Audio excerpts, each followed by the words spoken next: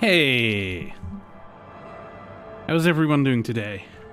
Thanks for the follow, Ghostly Tuna, for checking me out.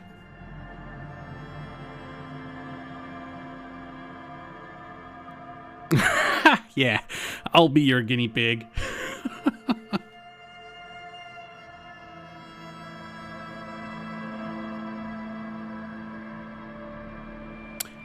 You're tired, Bike? That's not good. You should get some rest at your advanced age.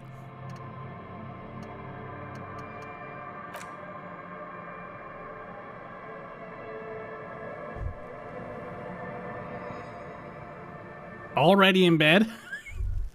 Why am I not surprised?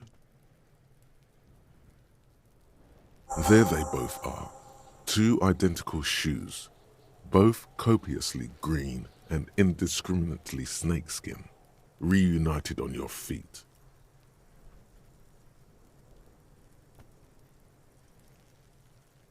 Hey, thanks for coming by, man. Enjoy the rest of your day. Like two baby crocodiles.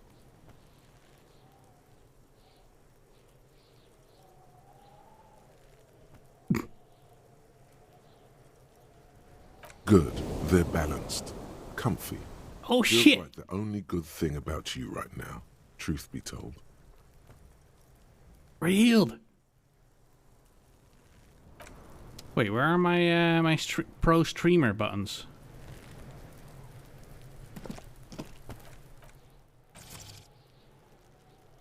Hang on. Hang on. Let me check this. It turned it off? No.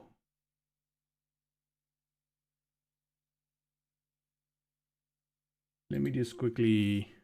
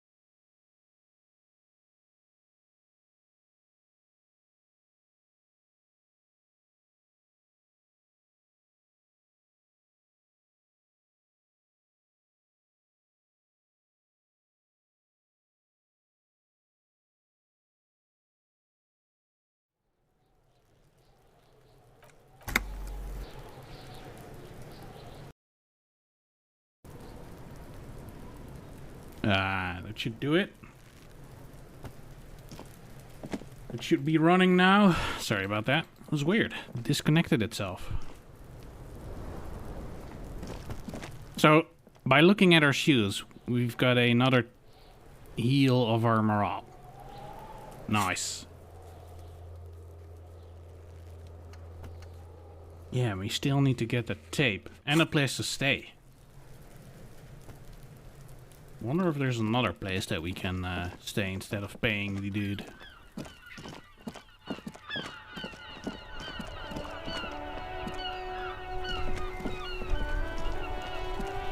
This Post Levantore mail collection box has been heavily vandalized with graffito. A closer inspection reveals 2 bullet holes in the front. A faint sticker on the side reads, RCM Emergencies Desk number 8102, with a slogan, Mankind, be vigilant.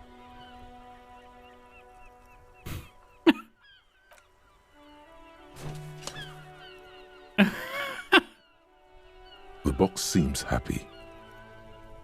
Eat shit, pig, fucked by the coon, and St. G with a crown have been scribbled on it. Jenny is a whore, and best set mailbox also.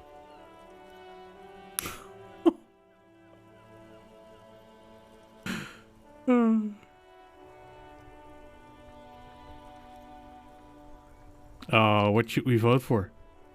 I feel you, mail collection box. Been there, Poste l'Aventurier. Mail collection box, been there.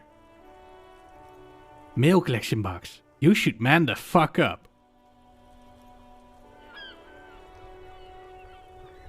The mail collection box seems cathartic. Ooh! Even. So do you. You shudder. Then you swallow. Nice. It's one? One what?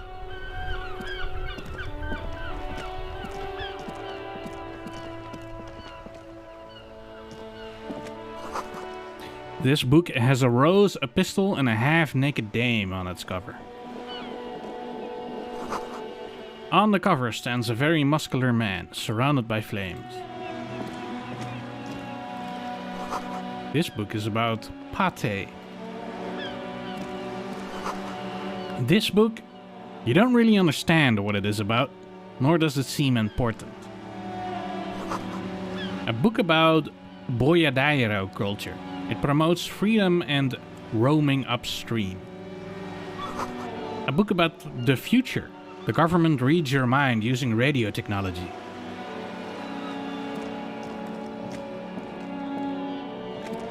Hello, sir. Step right in. The store is open.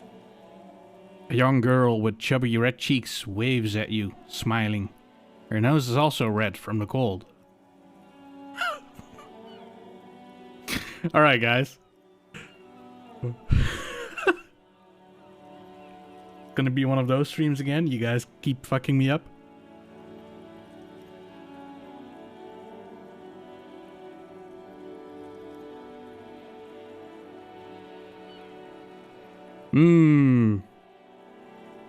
I know, sir. She stomps her feet to feel warmer. Are you interested in a new and exciting book? What kind of a store is this anyway? Is it okay if I ask you some questions, or not really?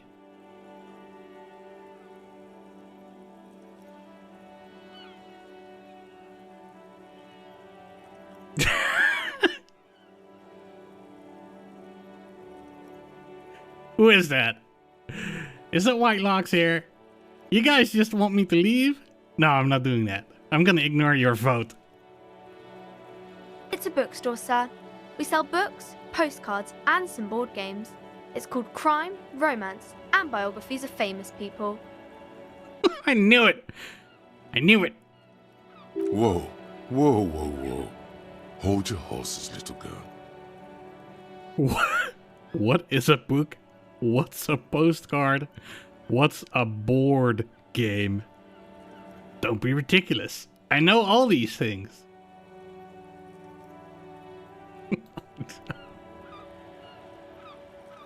Go on then, guys.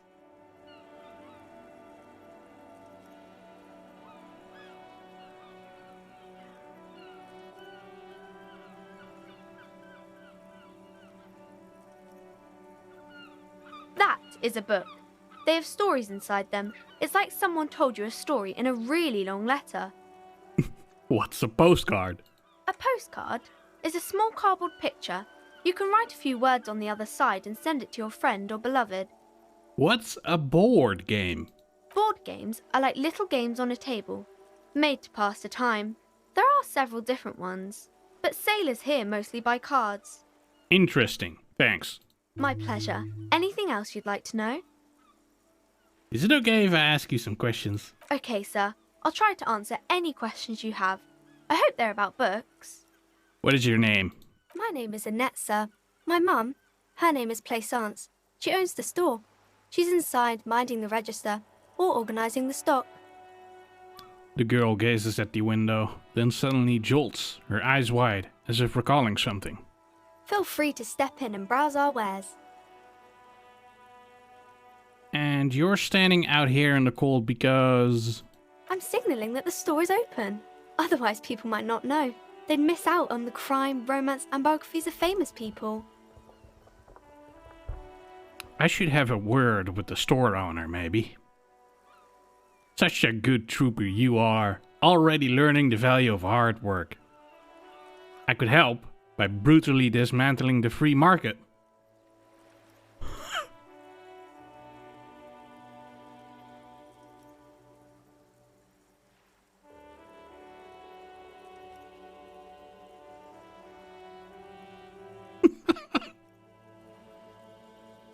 Such a good trooper you are, already learning the value of hard work. Thank you, sir. I'm happy to help Mum out with the store. Shouldn't you be at school or something? I do my studies at home at the moment. I have to help Mum keep this place running.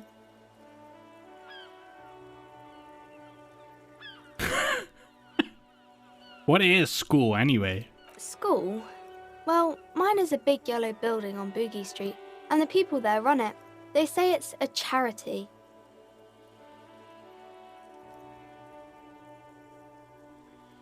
School is stupid. You're lucky not to be there. Mum says it's necessary to do both because it builds character. Mum says a proper worker is dutiful. That's how you get ahead in life. You succeed. There is stress and unease behind these words. She's reciting etiquette. How's the business going? Mum says it's peachy. She was a little afraid at first. There's talk about this house being cursed. Behind her, the window has been boarded up. You sense the boards creaking, twisting for a second, and some kind of doubt in her tense shoulders. Cursed? In what way? Cursed in the way that makes them say that no business has ever really thrived here, sir. That they all go... She's looking for the right word. Ass up. I wouldn't really say it like that, but I guess so. This sounds rather serious. I should probably look into this. Narrow your eyes and look through the creaking boards in the window.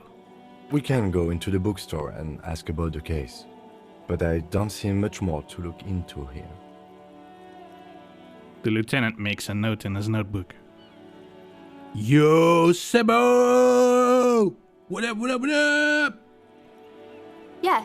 What's we up, do have our homie? wares inside. Homeboy? Postcards and board games you asked about are also there, sir. What do you know about the other failed businesses? Nothing really, sir. Mum doesn't allow me to sneak around in the back rooms or the cellar. I don't really know what's there. How does this curse manifest itself? It does not manifest itself in any way. It does not exist. I liked it better when we were talking about whether it's appropriate to stand out in the freezing weather. But Kim, a plasmic manifestations. No such thing. The lieutenant stands at your side, stern and serious. Anything else you wanted to talk about, sir? Enough about the curse. For now. Maybe I can tell you about some of our books instead. What is this crime business? Crime fiction is about murders or burglaries or things like that, and the work of a policeman or a private detective who's trying to solve a crime and catch the criminals.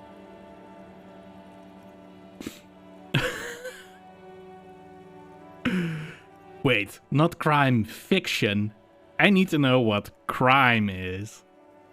Why would anyone want to read about crime? Okay, I get it. Crime murder gets the people going.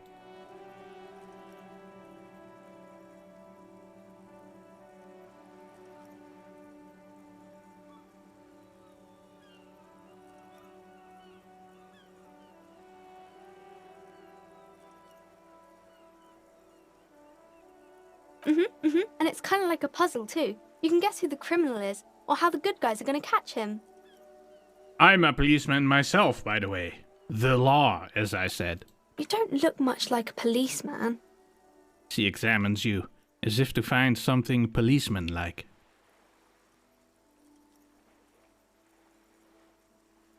Huh. Well, what does a cop look like then? Didn't mean to offend, sir. Sorry, sir. It's just that you don't look like Dick Mullen. She points to a book cover, on which you see the strapping Vespertine officer. He stands grimly over the body of a dead woman. I used to be exactly like that Mullen guy. Then I decided to live a little. You know, nobody actually looks like the guy in the picture. That's just a stupid fantasy of a man. It's not your body that's important in police work anyway. It's your... point to your head. Whoa, look at the guy. I'll never be as good as Mullen. I actually had other questions. Good work, Seb. Are you done with the game now? Can you uninstall? Can you do us all a favor and uninstall? Is that a thing? What's that mean?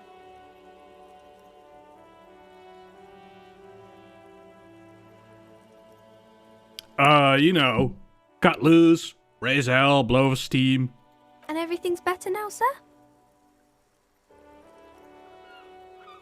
I don't know. No. Yes.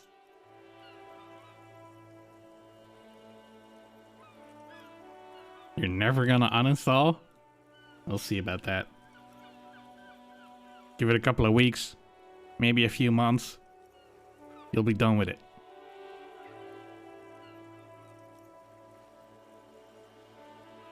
That's great, sir. She smiles enthusiastically. You know, nobody actually looks like the guy in the picture. Oh, shit, these are the same options. Alright, give me another vote.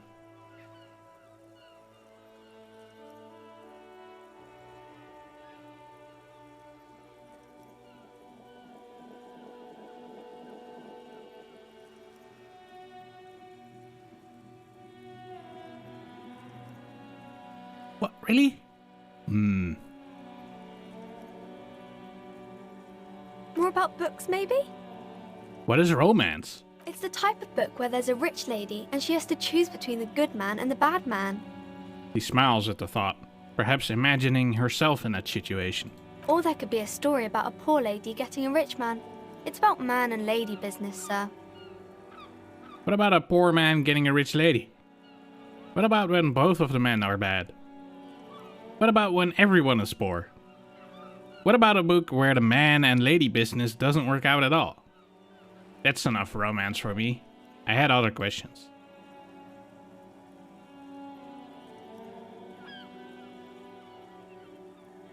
You're gonna save materials instead of spending them?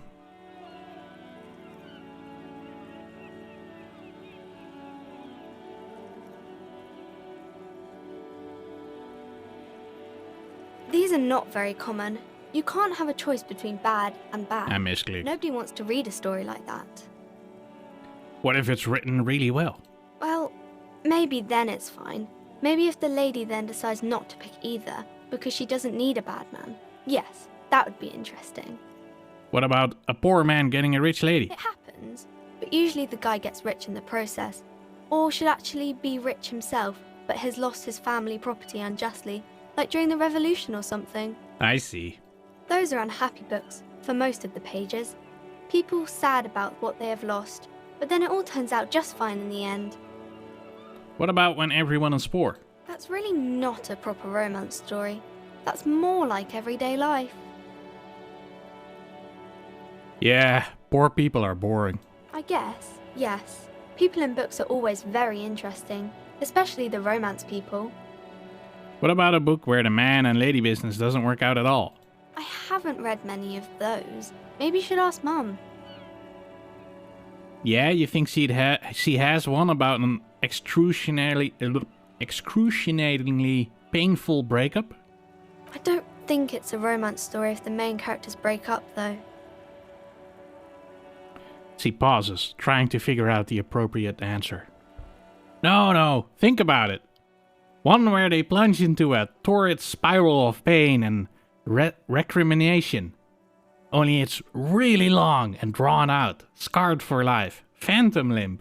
No, I don't know. She looks at you with puzzlement. Doesn't ring a bell? Alright, I'll ask your mom. Yes, she knows books, definitely. What was that? An idea for an unfinished novel stuck somewhere in your forebrain? That's enough romance for me. I had other questions. Maybe some about other books? Who are these famous people? Oh, kings and queens and generals of old, or artists and writers, or musicians, those kinds of people. There's usually something extraordinary about them. She scratches her cold, reddened cheek, then continues. I think that's why people read them, to find the secrets of their fame.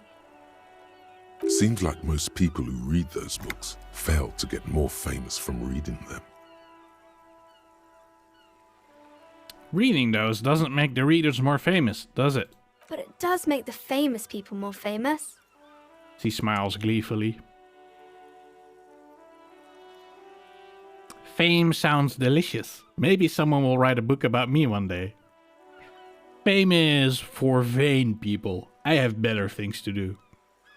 These famous people sound like a bunch of dorks. Like the dorks in my chat. Love you guys.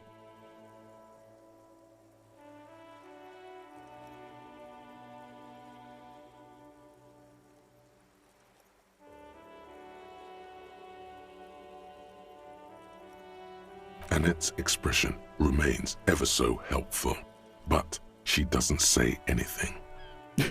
Yeah, you heard me. Only losers waste their time with that garbage. Never mind, I literally had nothing else to say. Isn't that kind of a childish thing for a grown-up to say? When she grows up, and if she grows up to be clever, she'll discover there's no such thing as a grown-up. If you grow up to be clever, you'll discover there's no such thing as a grown-up. What makes you think I'm grown up? Maybe?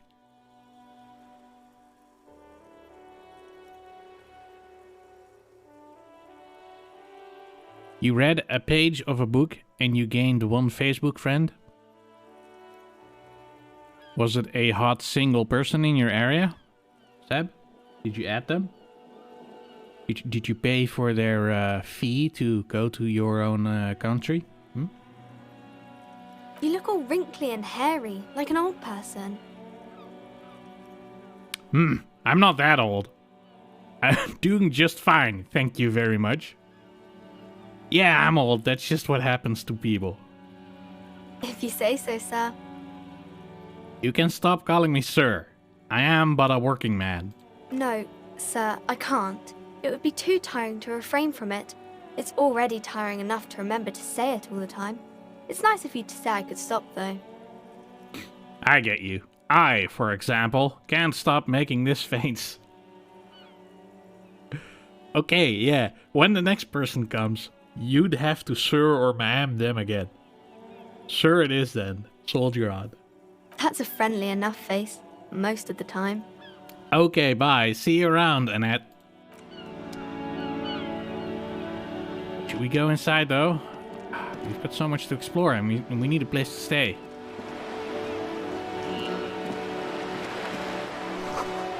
Roundabout north.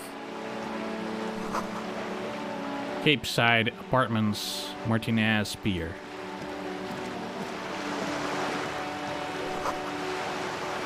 The ad reads, broken window? Tibbs has windows. If you had a bag in your hand, perhaps you could collect these bottles and sell them.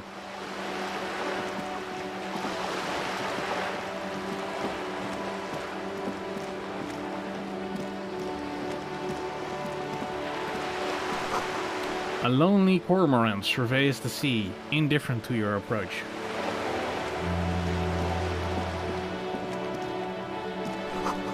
The belly of this boat shines like it was recently painted. Go back? What? Back where?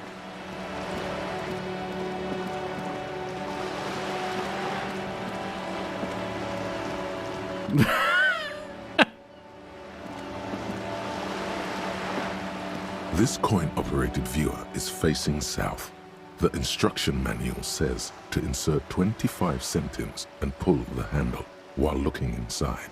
Then use the focus knob to zoom in if necessary. Oh, that's gonna cost us money.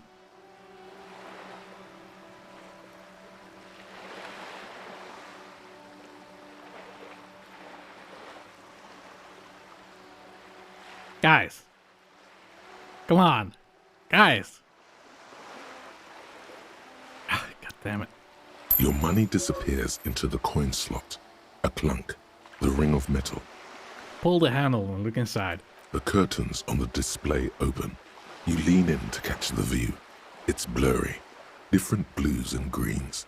In the middle of the shimmer stands a drab grey shape, like a ghost. Turn the knob to focus your vision. The lenses shift. The ghost sharpens into an islet in the bay. In the ruins, a man-made structure is visible. A half-sunken sea fort. Its concrete almost reconquered by nature. We leveled on that. It looks as if it was abandoned quite some time ago. Nothing but a rotten tooth remains of the anti-aircraft tower. A lonely birch tree grows out of it. There are ruins of some kind of building there. Really? I don't have the eyesight to make it out. The lieutenant takes off his glasses and cleans them. Oh, we leveled. Fuck, okay. Well, naturally, we have to upgrade this.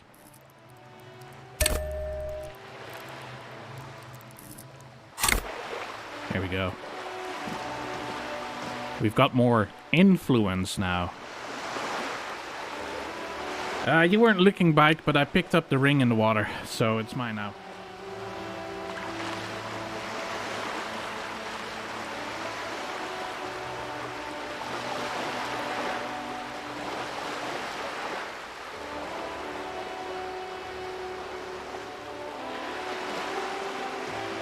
This coin-operated viewer is facing southwest.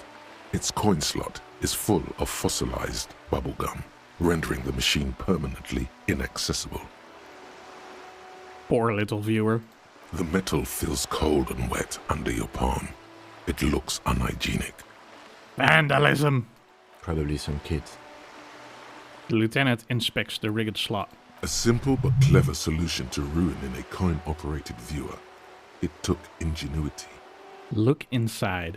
A thick layer of graffito covers the lenses. You spell out the word Onuk written on the other side, with N and C scribbled backwards. Shift your focus to the background. Under the graffito, a sea of blues and greys appear. Behind the water lies a coast studded with concrete and reeds. On it, a church on stilts, lanky weather-worn wooden planks, an X-shaped cross topping its tower.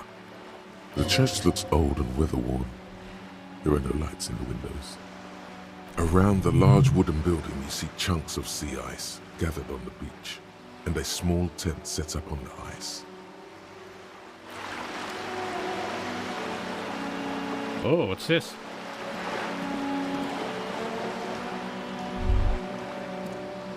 What does this game need? You hear the distant squall of seabirds.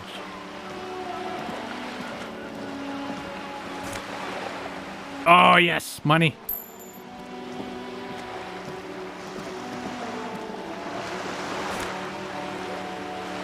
Yellow plastic bag.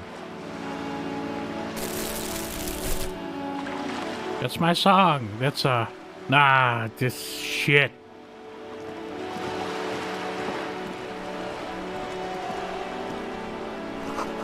A splatter of bullet holes lines the wall.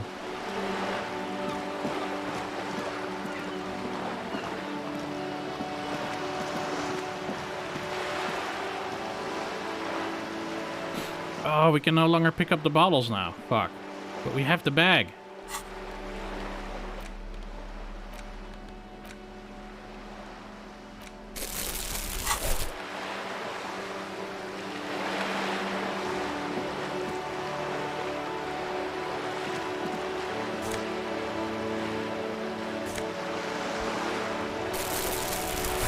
Are we really picking up trash now?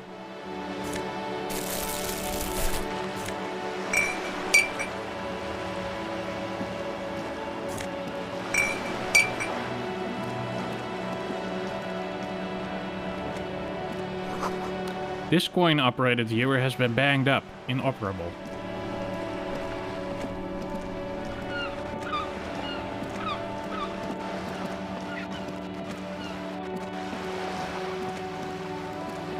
Penguins are frauds. They have everyone thinking they are birds. Mate, I hate to break it to you, but elephants are not horses either.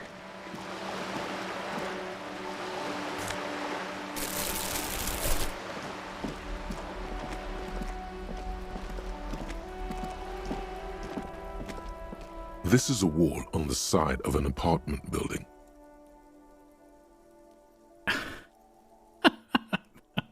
Fuck. Can I do this? You have no clue. It's just a wall. So many walls all over Martinez, weather-worn, cracked, their paint peeling.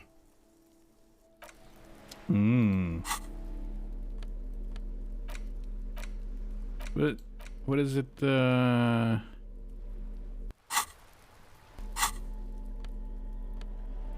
Okay. Hey, we can sneak up on the other kid now. Oh, yes.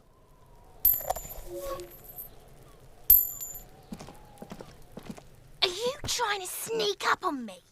Come to slit my throat in my sleep? Apparently, she doesn't like people standing behind her back. Pig's come to take me out? Trying to snuff me out?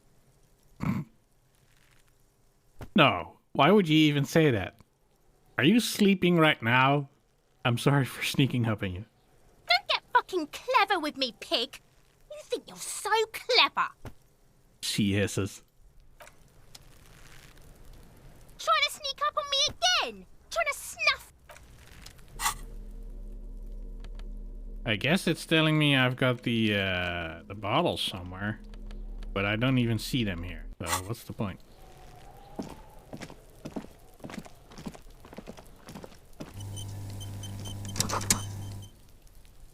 A garden house. This won't be of use until the snow melts. Chairs and tables eaten by rain and rot. Another splattering of bullet holes on his wall.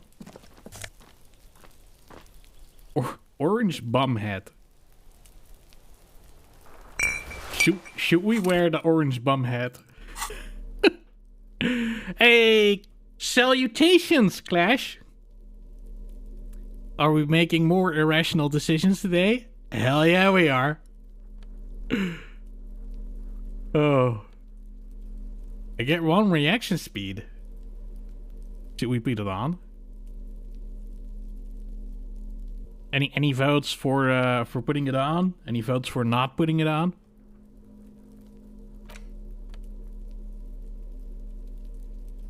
An orange beanie with a couple of big ass holes on the side. It looks like it might have been used as a mask during an armed robbery.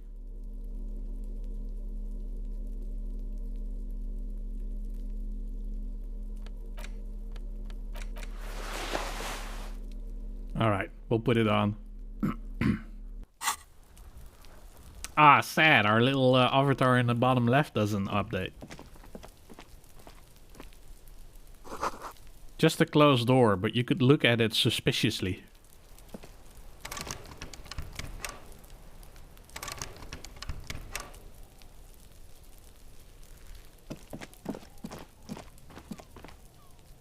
It's been a week and now they show up?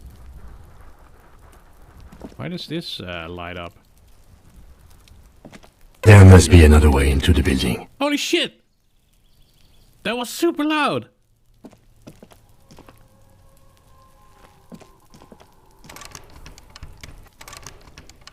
Can't get involved in this. A balcony with a view to the yard and the hanging.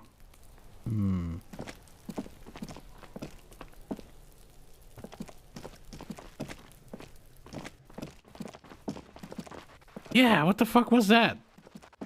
It played the same clip twice and then it was super loud.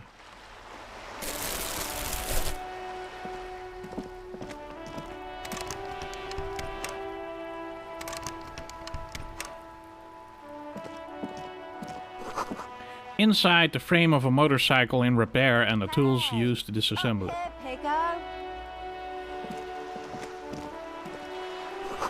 There's a girl up there. Did she spill the paint? Cape Side Apartments. Rue de Saint Ghislaine, roundabout north. Yeah, you better keep walking. Like this. Looks like there was more construction here once, decades ago.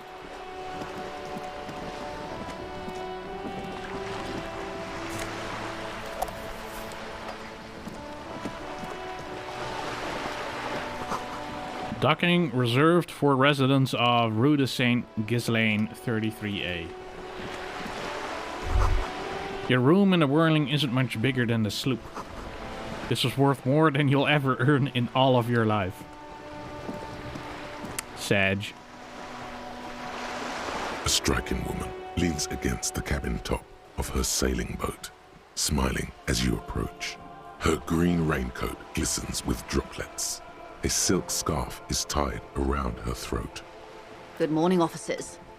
I'm Joyce. She extends her hand in greeting. Joyce L. Messier. I represent the board of Wild Pines, the owners of the harbor. You gentlemen must be from the RCM. She steps closer and holds out her hand over the railing.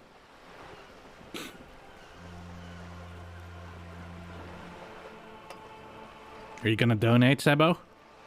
Gonna wisely invest that money of yours? You'll get a return on the investment some year. I'm sure of it. Joyce L. What does the L stand for? RCM, what is that? I'm a little foggy here. Well, give us away. Shake her hand or don't shake her hand.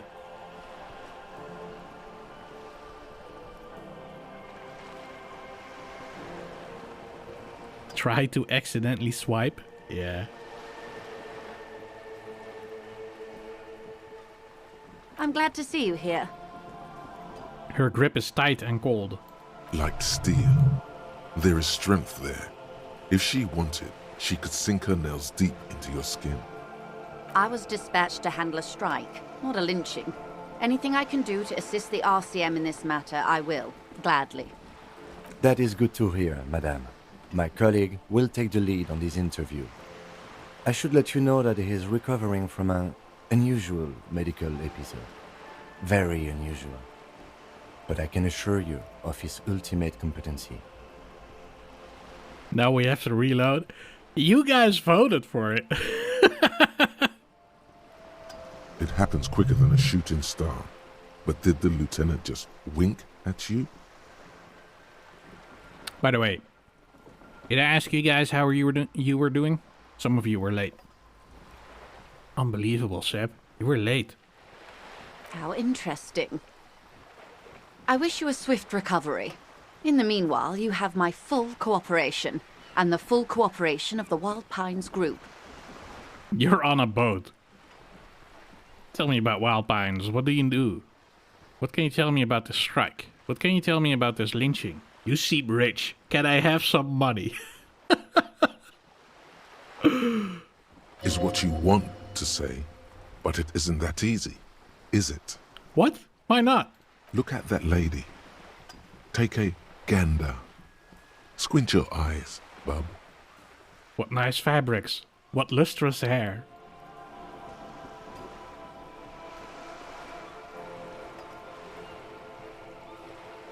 Excuses, Seb. excuses.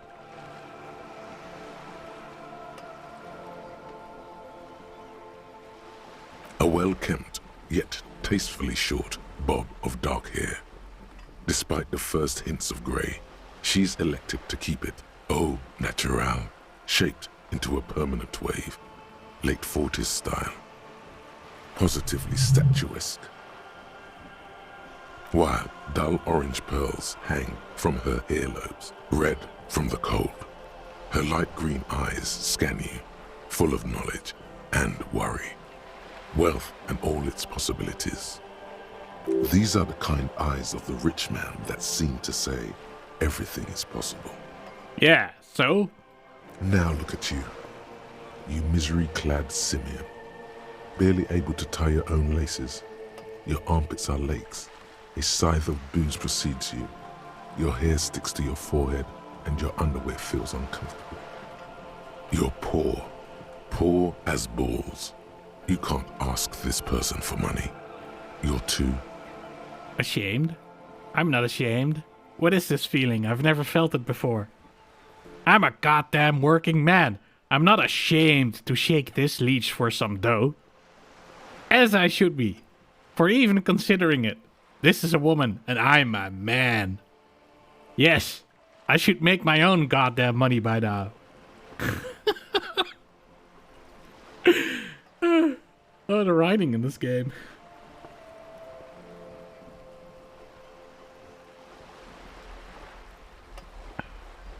Am I doing the button too quickly for you guys?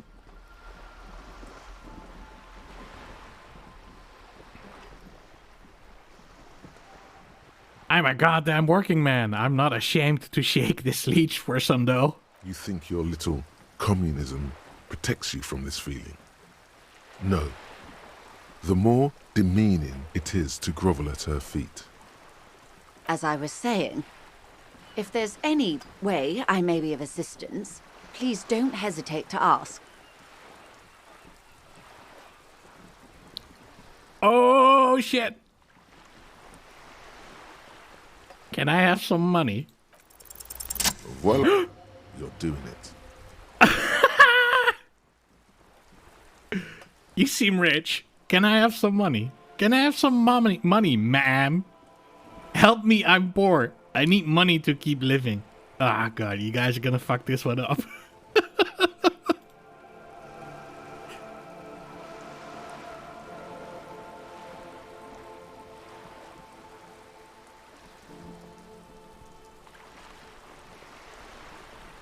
Really? All you guys are going for this one? Ah, yes, of course. I'm sad to hear that. How much do you need? She's surprisingly nonchalant about it. Could it be that she somehow knows more about your predicament than she's letting on? Guys. Guys. There's no way. It's not gonna work. Guys. 60 is what we need for the hotel room. Guys, no, guys. No, 1 cent. 0.1 cent. Who did that? Bullshit. You guys are bullshit. Come now, nobody carries that much cash on their person. Particularly in a place like Martinez. I'd get robbed. And even if I did, I still would not give you 10,000 real. I would rather buy something nice with it, like expensive hi-fi or a new hydrodynamic E40 sail. All 3 of you saying it wasn't you? Seems sus. Hi-fi? I like high-fidelity disco music too. I like high-fidelity anything, sir. Now, try again, but lower. Come on, guys. Guys, we get us... This is probably our last chance, guys.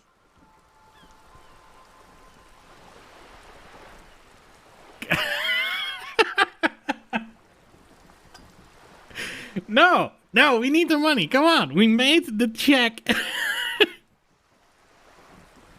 No, help me out. Vote again. I don't care. No. Fuck you! God damn it! You guys suck balls. I'm going for 60 real. That's a good sum. Not too small, not fantastically large. She reaches into her raincoat and pulls out a zip bag. In it, you see the paper notes arranged like black gills. She removes a few notes and hands them to you. The paper is cold and oily to the touch. There must be about 200 real in that zip bag, maybe a little less, plus some change at the bottom. Nice. So, I hope I didn't just bribe you, officer. It may not be technically illegal under the Emergency Act, but still. You bribed me, alright. I'm your little peon now. I am an honorable policeman. One of the few good men in Revachol. I'm still getting my head around this whole money concept. You were just helping me out. I want to talk about something else now. We're rich! I do need to get that sound bit.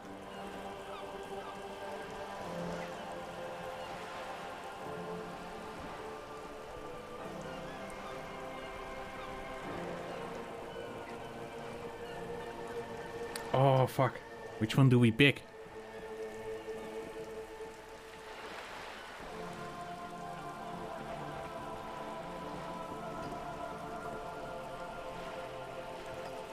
You're right, man, that donations are permitted under the Emergency Act, unseemly as it may be, as long as they are properly logged with a precinct.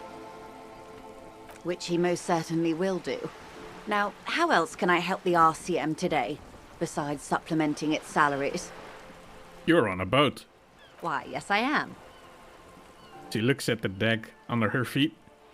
Green and white sails flutter overhead. Not a lot of people on boats, are there? Does she have a name? Do you have a license for this boat? I think I have a handle on the boat thing. Conclude. Of course there are. We're on an archipelago. How else are you supposed to get around? Wait, we're on an archipelago? What do you mean archipelago? I mean, we are on Le Caillou, are we not? Caillou? I thought we were in Revachol. Still, I haven't seen anyone else sail a boat around here. We are, and the city of Revachol is on the island of Le Caillou. I haven't seen anyone else drive a souped-up Capri Kenema motor carriage either. Actually, that motor carriage has been specially issued to serve as a patrol and pursuit vehicle. It's for crossing long distances in the greater Revachol industrial harbor. It's not a toy. Neither is this. A toy, I mean. It's a machine for crossing long distances in the Bay of Revachol, between the city and the islands. Being a boat is illegal.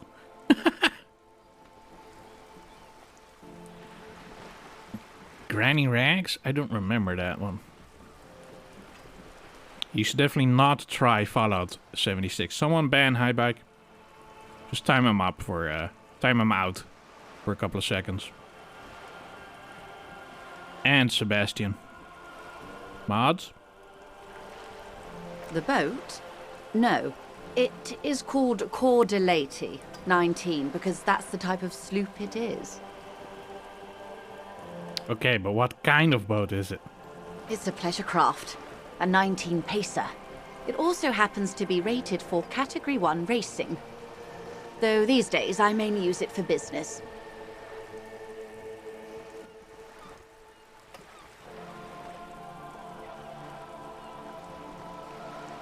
Seb, you know what they say about karma? My sloop? I like it a lot. It's the eel's hips, baby. I'm enjoying this part of the interview. It has so little to do with the murder we're investigating. I really do, the lieutenant thinks. Is she thrown off yet? He's looking at the woman, assessing her. Do you have a license for this boat? Officer, I assure you I'm a highly qualified pleasure craft operator. Seb, I don't believe a word you're saying. You never behave. I've not seen you behave once since you've entered Whitelock's channel with your Baldur's Gate nuggets. That was a good one, though. I wish I was there when it happened. The crowns of her teeth are porcelain, white as the boat's hull as she smiles. Her nonchalance might be related to something called the Wayfarer Act, a law that says she doesn't need a license. Sly Fox, you're not aggressive enough to harass her further on this. Good. She takes a sip of her thermal cup. Tell me about Wild Pines. What do you do? What we do. I'm afraid I don't speak for Wild Pines as a whole. It's a giant undertaking. So what do they do? The Pines' core competency is logistics. Container shipping, freight, that sort of thing. See those airships there, blinking? Those are the shipping side of things. And that is the terminal. Another subdivision deals with energy, oil and gas exploration, offshore platforms. How much money does Wild Pines have? I'm not at liberty to discuss the company balance sheet, but I can tell you that last year, the company booked more than 20 billion real in revenue. A billion? What exactly is a billion? Wow, that's it? I thought Wild Pines was supposed to be big time. Numbers like that mean nothing to me. The money I owe is so much less than that.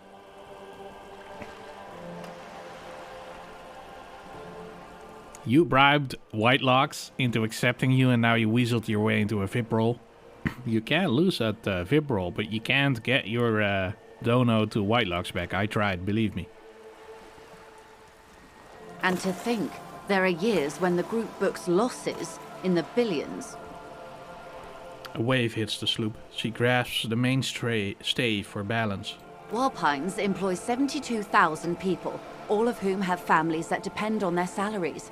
It is a tremendous responsibility. Where does Wild Pines get all these billions? They started as an exploration and cargo fleet conducting trade between the Samaran and Insulindian Isolas 250 years ago, when Pine ships explored the South Seminese and charted Lomantang on behalf of the suzerain. Centuries of care, deliberation, and madness have gone into this endeavor. Vessels pass through the Great Unrest to re-emerge with apricots in tow. The logic of the system is totalizing. It's taken everything from its employees to build it. What does such a huge system want with a place like this? You mean aside from being the terminal's legal owners? Who are responsible for moving 8% of the world's cargo? 8% of all cargo in the world? That's quite the endeavor indeed. You don't keep it moving. The workers do. The company is nothing without them. That's all I needed to know. How about something else?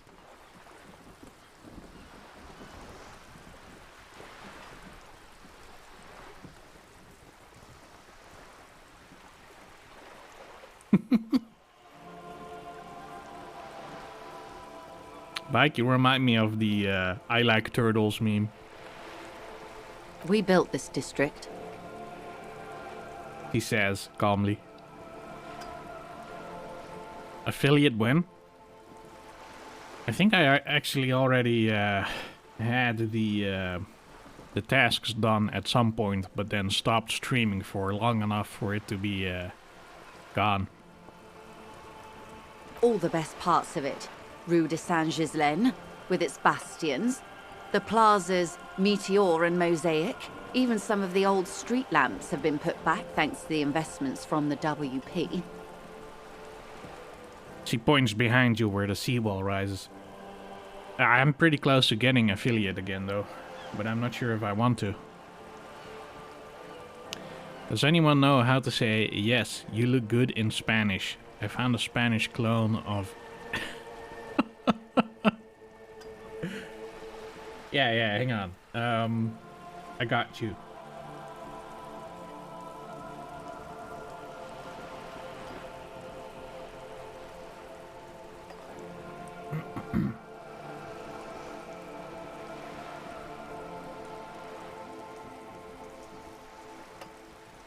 on.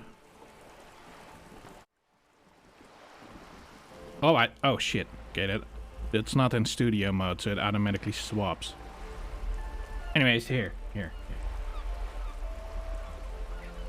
You got that? That's how you say that. Fab? Yeah? Yeah?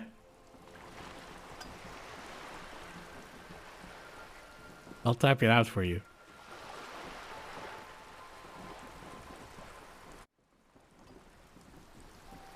No, I'm not trolling you. Why would I be trolling you? Before Martinez was swallowed by the industrial harbour, even before it was part of Revachol, long before Terminal B was erected here, the Pines built it as a resort for its Revacholian employees. A company getaway, for a weekend or a summer holiday. Then came the revolution. But that's another matter. I'm here to make sure the Pines can fulfill their responsibilities to the place they built. You can check it yourself in a translator, mate, but it's literally what you asked us. With your help, hopefully, says her warm tone. What can you tell me about this strike? Everything. Right up to, but not including, trade secrets. Wait, what if I want to hear about trade secrets? First, you'd have to repeal the Emergencies Act of Trade in Elements that gives me the right to silence. It's quite the octopus. An octopus? I will slay it. How do I repeal it then? Wouldn't want to disturb an octopus. Better let it be.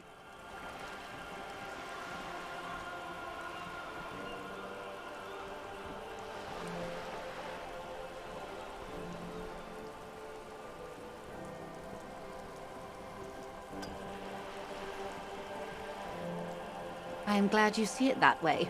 To repeal the Act would mean repealing the coalition government, the one that leases you the right to police West Revachol. But I am derailing us. You wanted to know about the strike. What's your role in this precisely? I believe the official title is Senior Labor Negotiator. In practice, I'm a grocery clerk. I relay the union's demands to Wild Pines and return with Wild Pines' counteroffer. And how are the talks going? They're not. That's the problem. The union stopped all negotiations a week ago, after that awful lynching took place. Wait, she just admitted that the lynching and the strike are connected. Gasp. Now they won't even let me into the harbour. There's a 2-meter 20 racist behemoth blocking the gates. Tell us more about this behemoth. What can I say? The union employs a giant covered in tattoos. A racist giant. I guess that's part of their big tent organization now. So the strike is connected to the lynching? Yes, I believe there is a connection. But that's a subject for later. How were the talks going before the lynching? Let's say I was not making the kind of progress I'd hoped for when I first arrived. And when did you first arrive? I arrived 3 weeks ago. Yes, in the middle of February. The bay was still partially frozen then. I prefer to do these things on site, like the RCM. But the strike began in December. I wasn't the original negotiator here. I took over after Mr. Gaumont hit a wall with Mr. Clare, the union boss. Mr. Clare refused to speak with Gaumont despite concessions he'd granted the union in prior negotiations. This isn't the first time the union has gone on strike. Heavens no. There have been 2 prior strikes. Both times the union won significant concessions, including overtime pay and a medical plan. This time their demands are more, I guess you could say, aggressive. What happened to this Gaumont? Mr. Clare told him to... how did he put it? She pauses to compose herself. Fuck off, midget. Gaumont is short of stature, you see. Okay then. Cool. Not cool.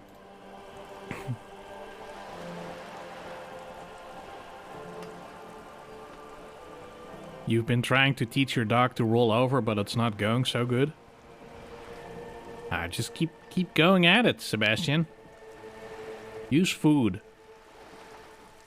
Keep in mind, this is a negotiator Mr. Clare has worked with before, and who was more than fair with him and the Union.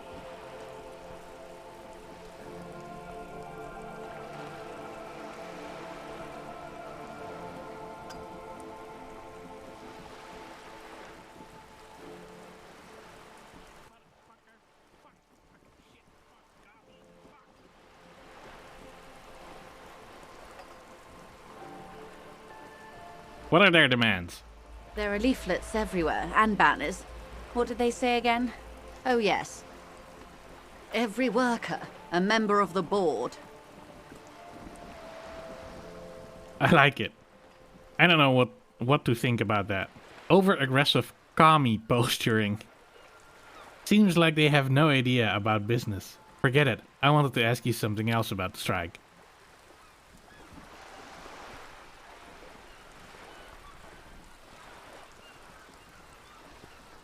Fine. Unban him then.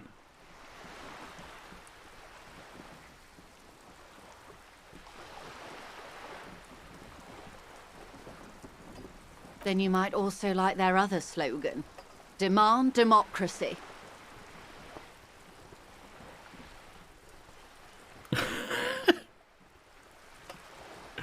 Oh yeah, that's a good one. Nope, that's weak.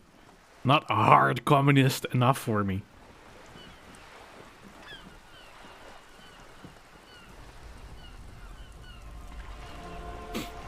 Since when is democracy communist? Personally, I agree. It lacks the pizzazzo of every worker a member of the board. What exactly do they mean by it, though? What's the demand? It's quite simple, you see. Every time the Wild Pines Group makes a decision, about what? About anything really, it needs the signature of each of the 2,200 workers in its Martinez terminal. Just so you understand, this is but one of 22 terminals owned by Wild Pines. Essentially, not only are they kings of the company, they are also kings of the 72,000 employees of Wild Pines Group. That's pretty funny, I have to admit. The workers can't be kings. The king is king. The king is dead. Long live the workers. What are you going to do? What's your favorite day in the week? Mine is Friday. Sus.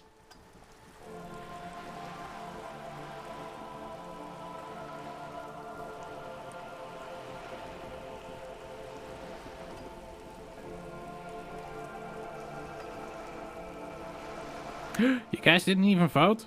You bastard.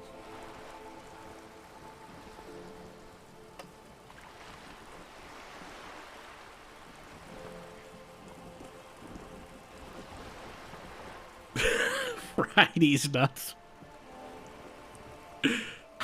Got him. They're having a blast. But how can they afford it? After 4 months, my assumption was they would prefer a more practical solution. What are you going to do? I'm not sure. Naturally, I assumed that was just their opening position, a hard-nosed tactic with a side of mockery. But there's been no follow-up, just the same nonsensical slogan repeated over and over again. And now, people are getting lynched, I hear. Behind the whirling in rags. A disastrous situation if there ever was one. Excuse me, from whom did you hear about this lynching? I first heard it from the bowyer at the gates. The one whose very name advertises his aversion to work. I think he said it was, "Call me mañana." This checks out. Tell me about this union boss, Mr. Clare. Everard Clare is a man of the utmost integrity. If you can say one thing about him, it's that he always puts the interests of the workers first.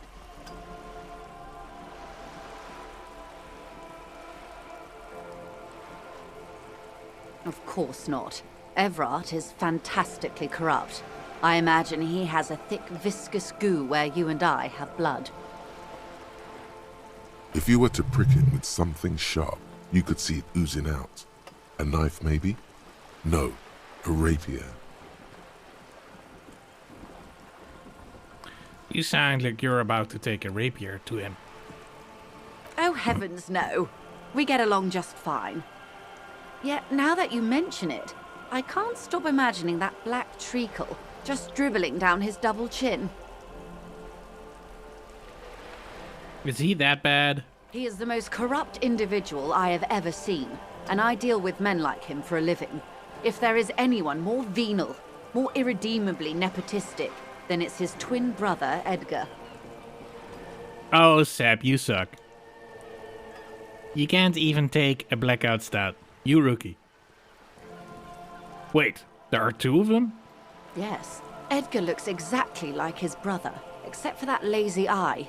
He also talks exactly like Evrart does, and when one's term as foreman is up, the other takes over. It's how they circumvent the term limits, you see, with a funny little switcheroo. While in office, they've embezzled God knows how much of their workers' dues.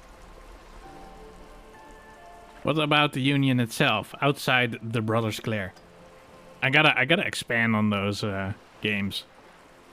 The Debardeurs Union was once a perfectly normal institution. 20 years ago, anyway.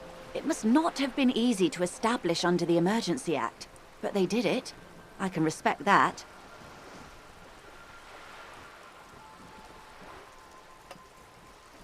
Rigged. Organised labour at its best, as they say. Then something happened in the local chapter elections. The Brothers Clare came and transformed it into a... how do you say...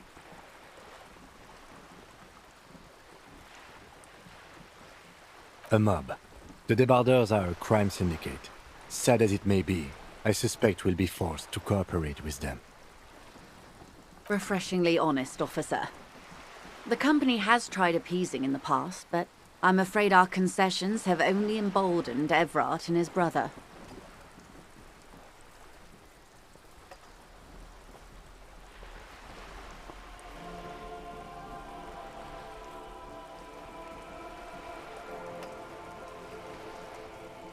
Have you guys tried the RTX overlay, by the way? It's pretty cool.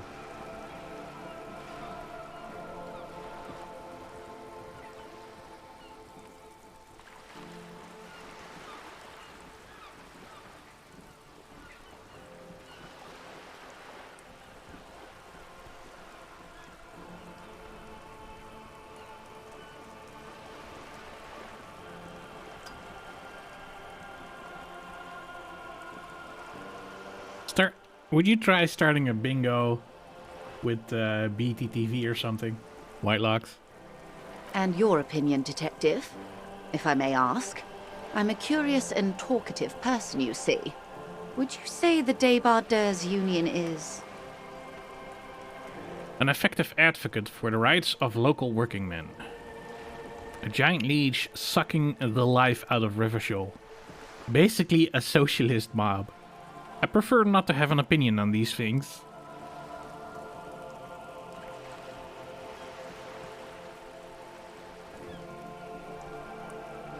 Is it not letting you do that?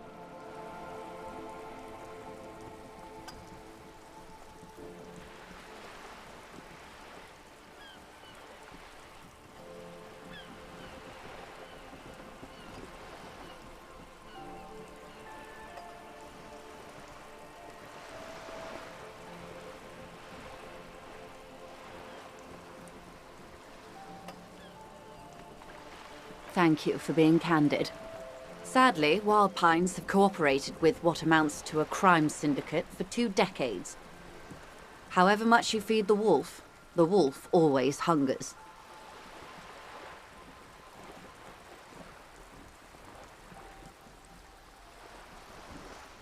What?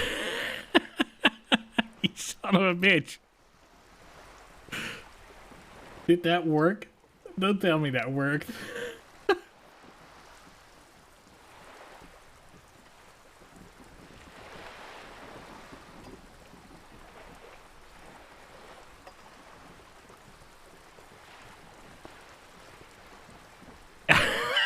You goddamn troll. I can take those powers away, Whitelocks. One more thing. You said something happened in these elections. I'm glad you asked. There was a woman, the previous forewoman of the Union. She disappeared. Disappeared? Yes.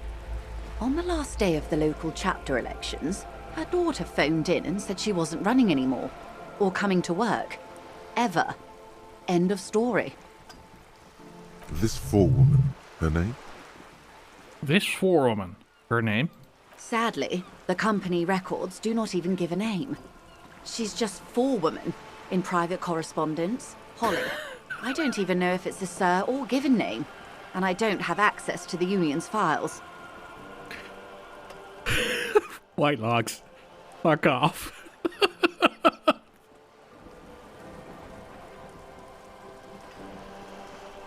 I trusted you. You jackass.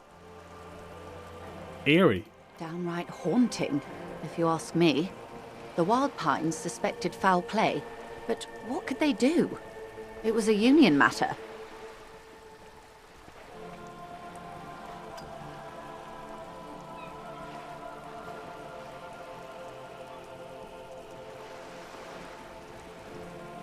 The point of the presentation is, these kinds of things happen around the Clares.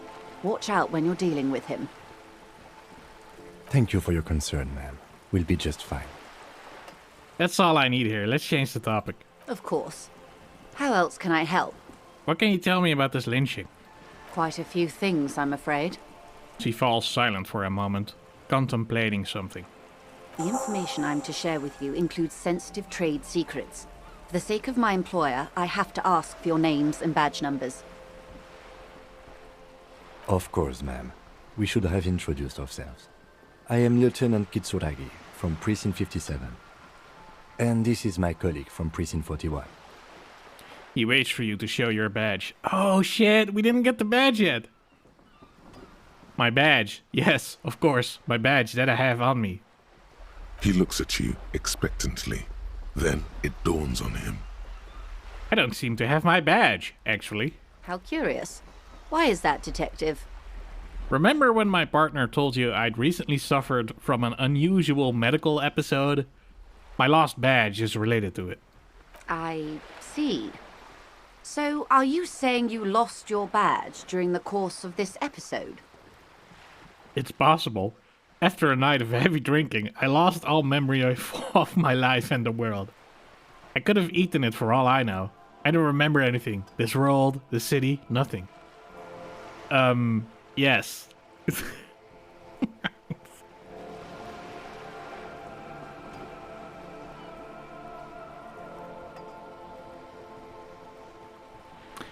And you probably should have reloaded the page for it to change.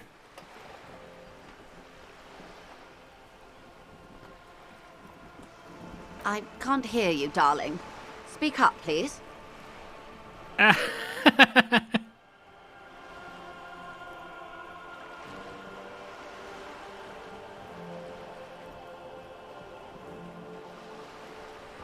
If you guys spam specifically the BTTV emotes, you still can win all those points, by the way. Oh dear. Some kind of encephalopathic amnesia. I don't even know how to respond.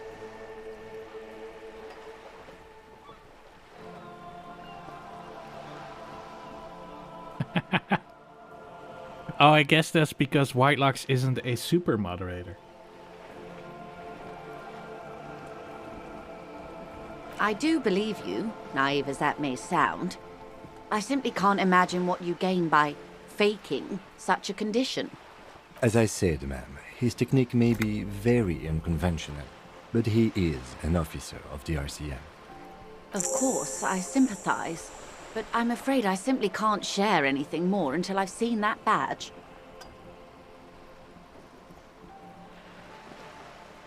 How do I negotiate my way out of this? Here we go, guys. Feelings Fuck. will guide the way. But, madam, I need to know about this lynching. It's very important to me. It's the case I'm solving. I assure you, it is no small matter for me either. We all share the responsibility for disarming this situation. I hope you have a badge for me as soon as possible. You don't understand. It's not like a side case for me. It is my main thing. You have so much else. I have only this. This is the entirety of my existence.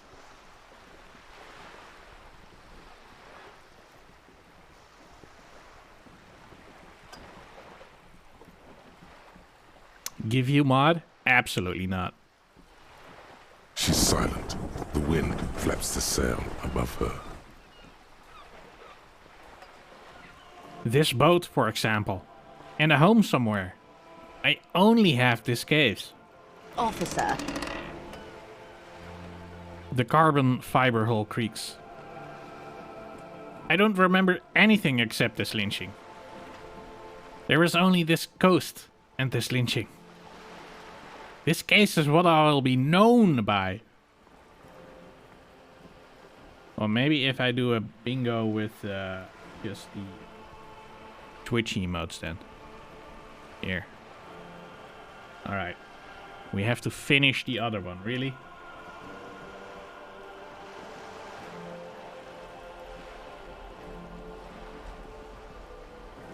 you know, I don't mean to sound cold, but if you want something, you have to give something back. More than just guilt. You're doing it.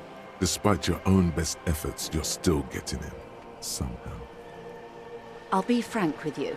If I'm going to break protocol, I need to be able to justify it to my superiors. They're going to want to see something tangible.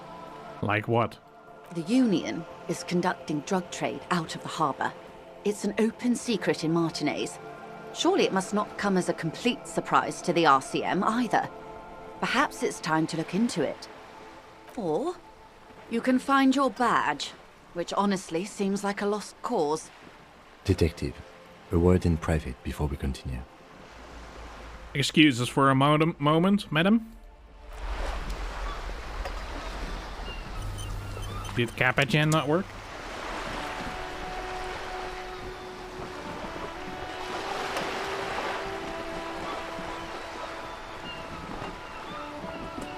I guess not. This is not going quite as I hoped it would, Detective. How did you hope it would go? Honestly, I was expecting you to use your unorthodox technique to keep her off balance, and not volunteer us to be her henchmen. Oh, so we're her henchmen now? This woman is running circles around us. She might have known about your misplaced badge all along, or she's simply an adept improviser. Either way, we've played straight into her hands. What do you propose? That we don't investigate the truck trafficking? We could just, find my badge. Oh, that would be fantastic, but do we have the time? The world is large and your badge is 8 by 6 centimeters. You could request a new one from your station, but that would literally take months. No. If there is reasonable suspicion, we must investigate. Otherwise, she could claim we're siding with the Union, or that we are on their take. We'd never hear the end of it. What I propose is, we ask her, then we investigate, briefly. But do not share the outcome of this investigation with her. We tell her it's done, and demand for her information on the lynching. Let's get back to her then.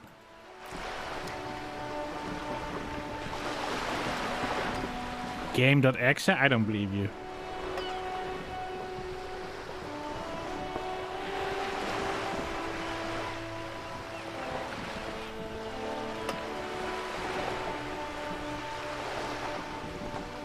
How about now?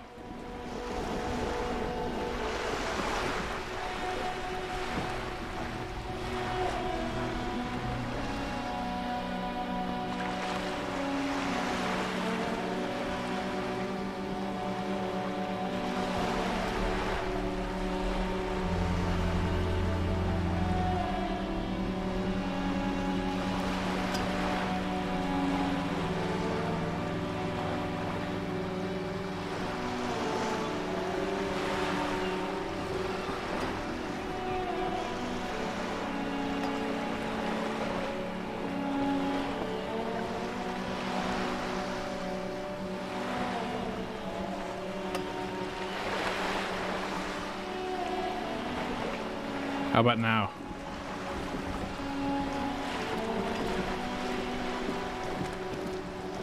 Let's just I've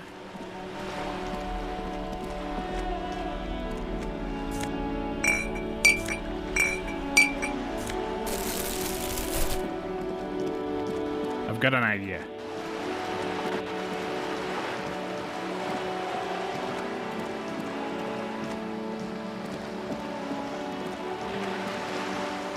Let's go talk to that barkeep of ours.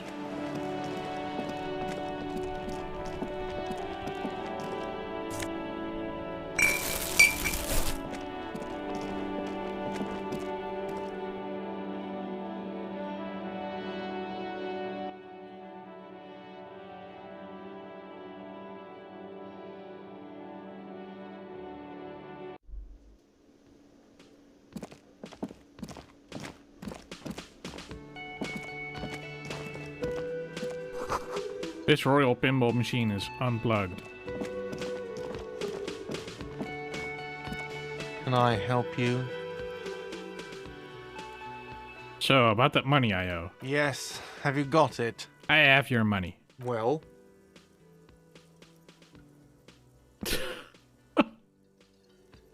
Oh god.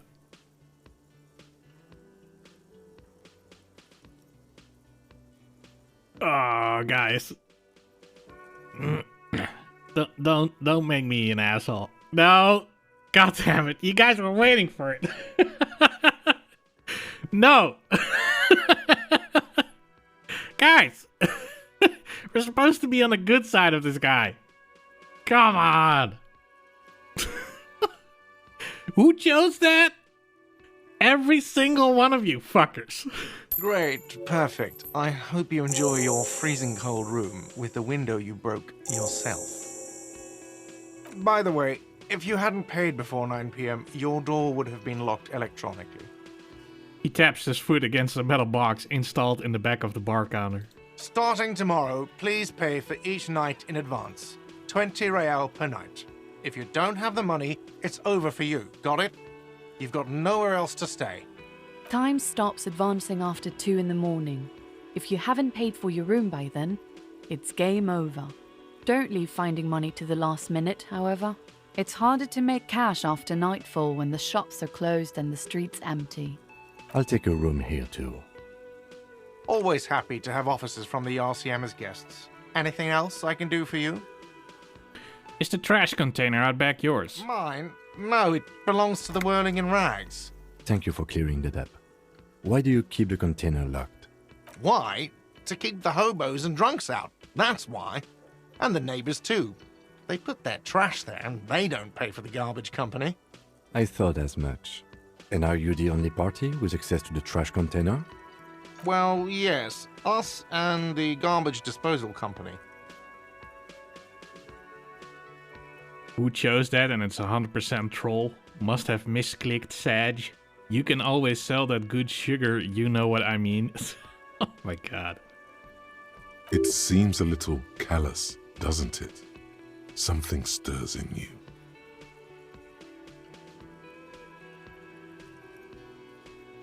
I wonder what this feeling is. Prod at him and find out.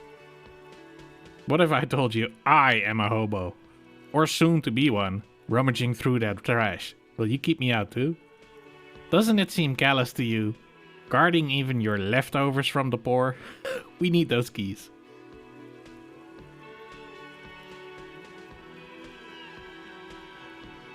Of course.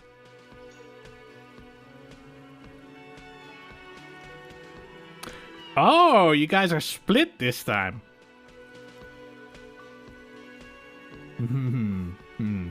Let's get snarky. Yes.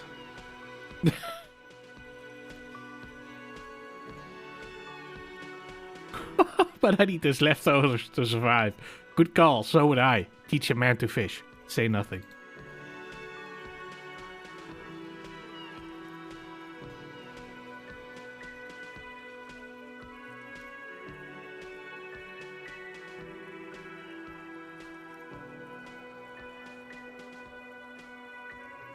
What does this look like on your end anyway? Is it give you like an overlay exactly where the options are so that you can click on where the option is on your screen, or? I'm not a fishing teacher. That is not why we keep our trash locked. Any place with a kitchen does it. It's not political, I assure you.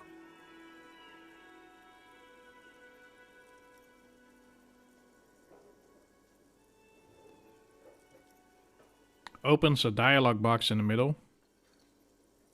Gives me an overlay in the middle of the screen. Alright.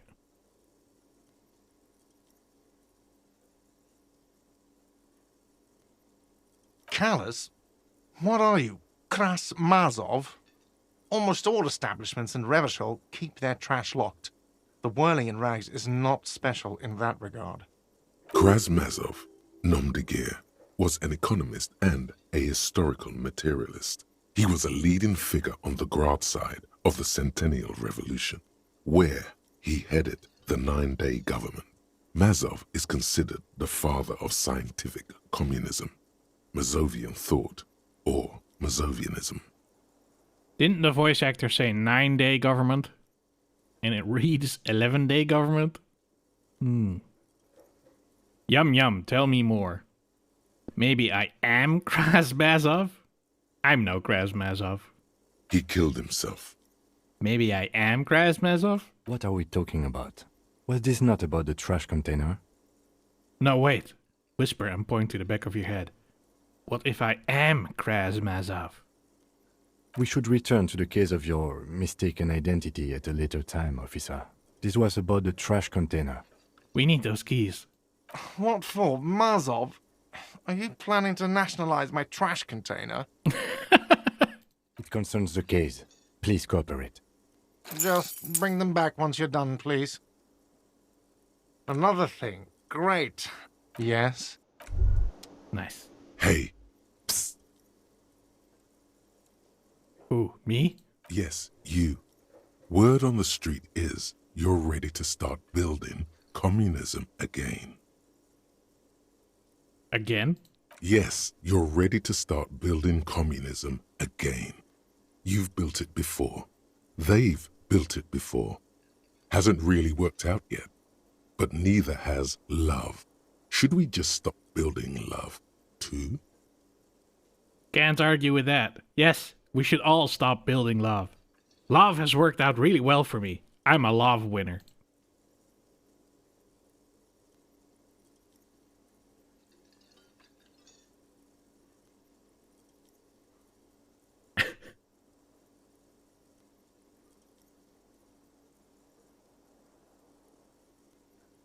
Good.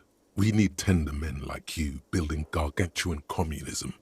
Word on the street is it's going to be 10,000 times larger than any communism previously attempted by human beings. Is that right? How come there's word on the street? You keep saying things like, down with the bourgeoisie, eat the rich, sodomize the landowners, impale all people who have more than 25 rial in their pocket, literally murder all human beings regardless of their political beliefs. That kind of stuff. Oh, we no longer have more than 25 real in our pocket. Oh, right, that does sound like me. I haven't said anything like that. I have said some mildly left-wing things, but none of those. Why is my button not working? Did it disconnect itself again?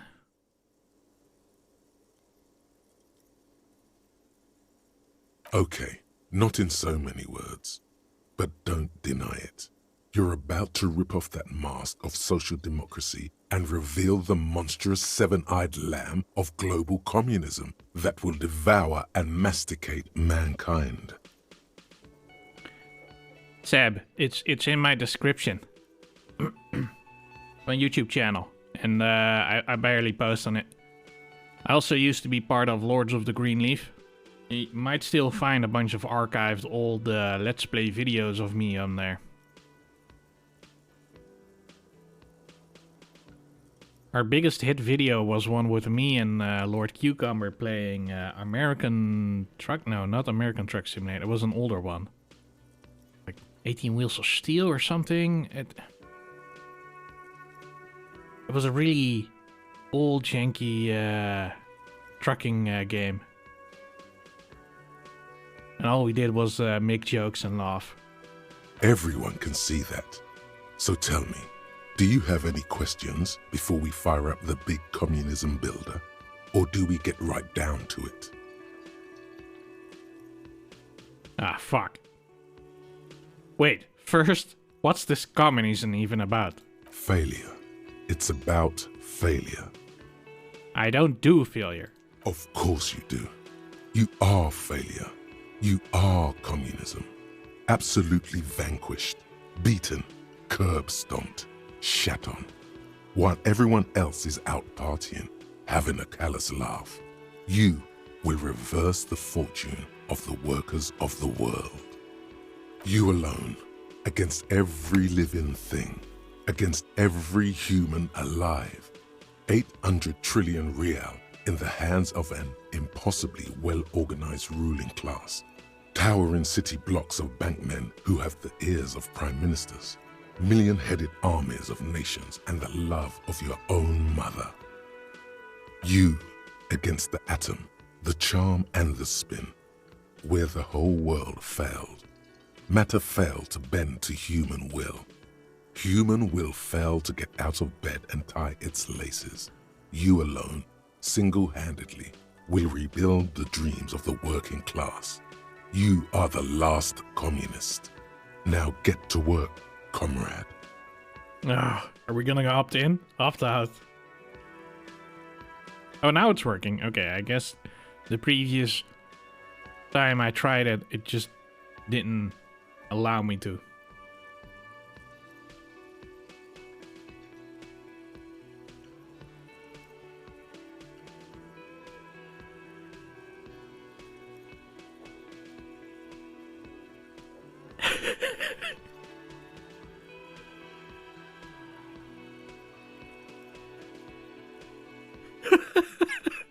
Come on. I don't think you guys are getting this. Who keeps voting on the option we already picked? Ah, fuck. Oh yeah, get the firing squads and the animal wagons ready. Wait, what? Firing squads? You didn't say anything about those. Roll your sleeves up further and breathe in the pristine air. Finish thought.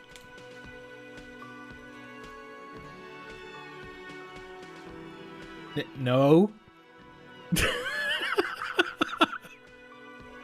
No, I'm gonna ignore you guys. Too late to back out now. You can't make an omelette without Fuck! breaking a few million eggs. Oh, God.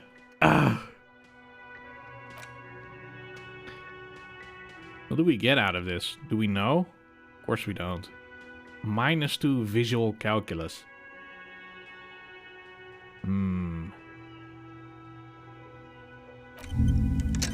Let's turn it on. Hobo Cop, I love it.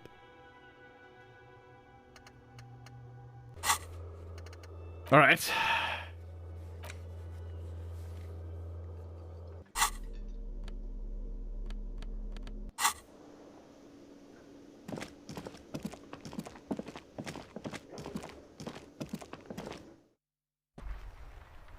It's always a smart idea to let chat decide. Why are you speaking of experience, Whitelocks? I've never seen anyone do that in your chat. Guys, have you seen that happen in Whitelock's chat? I don't think so. This trash container is locked with a well-oiled crack. The lock pops open. It should now be possible to simply raise the lid. 900 int. Talk about number inflation. Don't. Maybe you shouldn't. Maybe you shouldn't. Of course you should. This is your time to shine, Hobo Cop. Dive into that dumpster for extra content. Didn't I just have a premonition that there's something in here? There is, but you won't like it. Sweat forms on your brow. Your hand is still on the lid. Open lid. The smell of rotten food rises to greet you. You see soggy cartons, dirty rags, and organic waste. We're just in time. This hasn't been emptied for over a week. Oh, God. Dig in Hobocop style for extra content.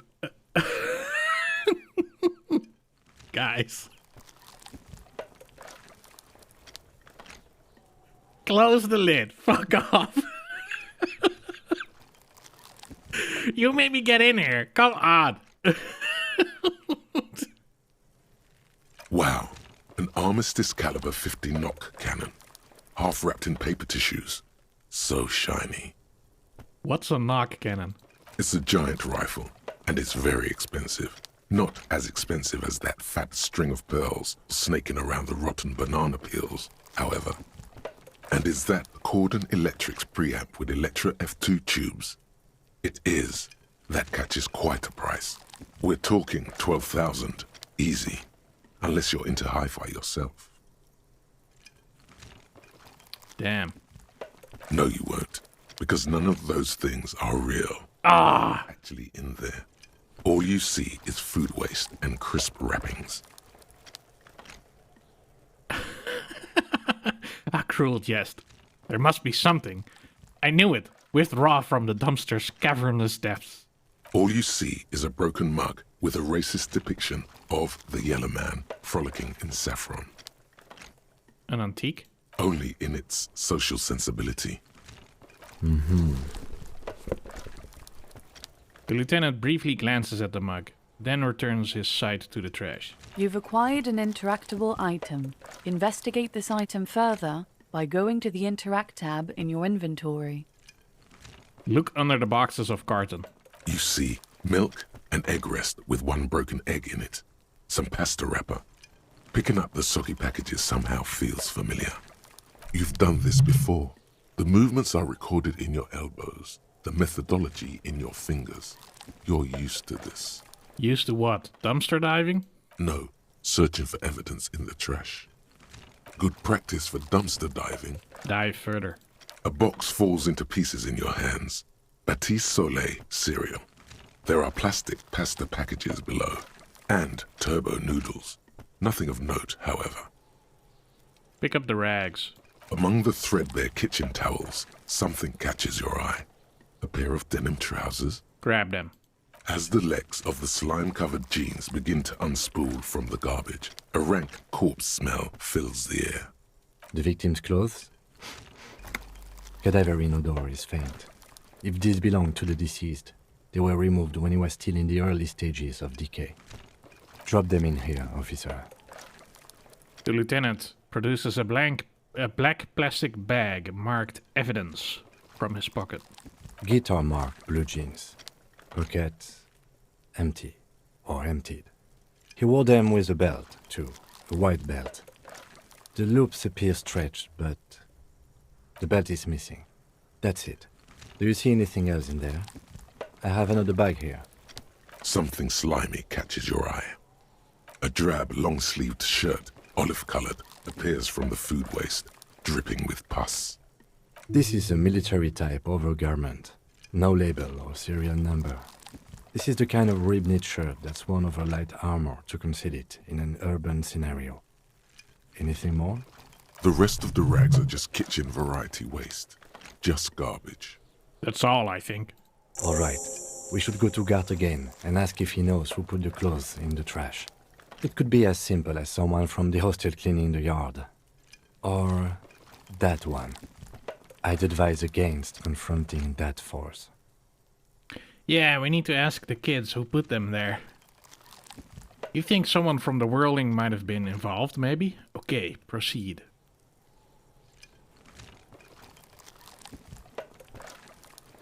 See, it's not letting me do it this time.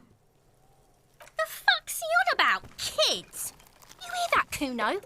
He thinks you're an infant or something. See? Not really. All we know is the victim's clothes are in the trash, the lid was locked, and his establishment had the key. It's just a small loose thread. The lieutenant nods, then looks back into the trash container. It's just organic waste, cold and slimy on your hands.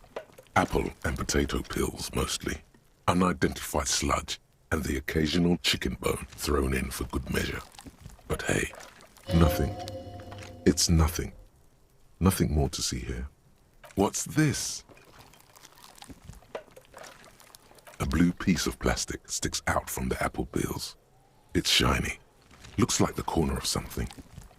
Something larger. A clipboard.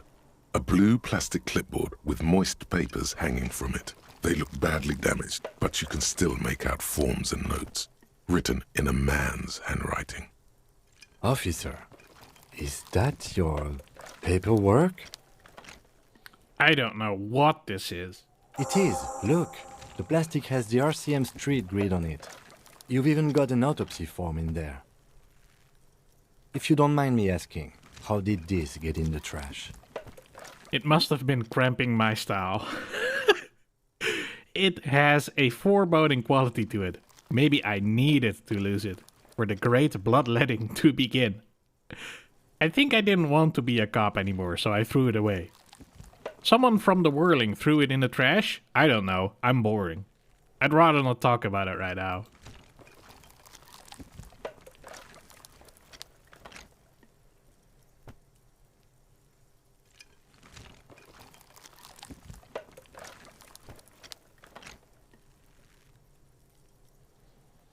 Understood.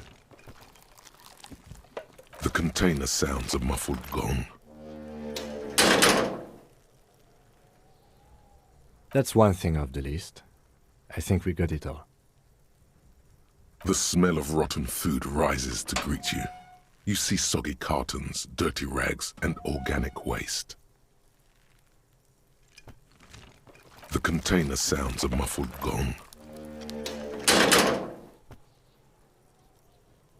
You said you didn't want to talk about the ledger.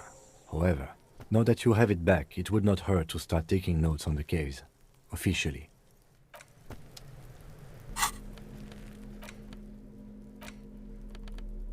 It's the ledger you found in the trash. A pitiful cabbage of white and yellow papers hanging from plastic board, barely held together by a metal clip. This sad display is made complete by the faint smell of urinal cleaner. Anything else? There's a piece of toilet paper, or is it cleaning tissue? No, it's toilet paper, desperately sticking to the back of the blue plastic clipboard. It's a metaphor for you. Below the pathetics, terror. Do not look into its blue heart. Inspect the toilet paper. It's just toilet paper sticking to the back of the plastic clipboard. You can take it off if you want. Maybe it's kitchen tissue? They look exactly the same. If you want it to be kitchen tissue, it can be kitchen tissue. It's not, though. It's toilet paper. Take it off. Still wet, the toilet paper, I mean kitchen tissue, sorry, peels off the plastic easily. All you have to do is shake it off your finger, and voila, the ledger now looks marginally better. Wait. We have to level up. More streetwise. Nice.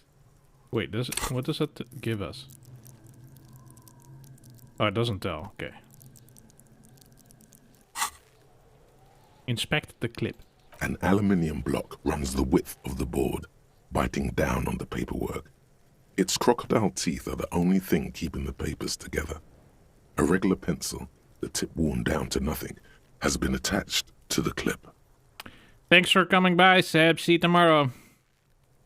Run your finger across the aluminium. The surface is interrupted by a silvery sticker. It's rectangular, sparkling with iridescence. You don't know how you didn't notice it before.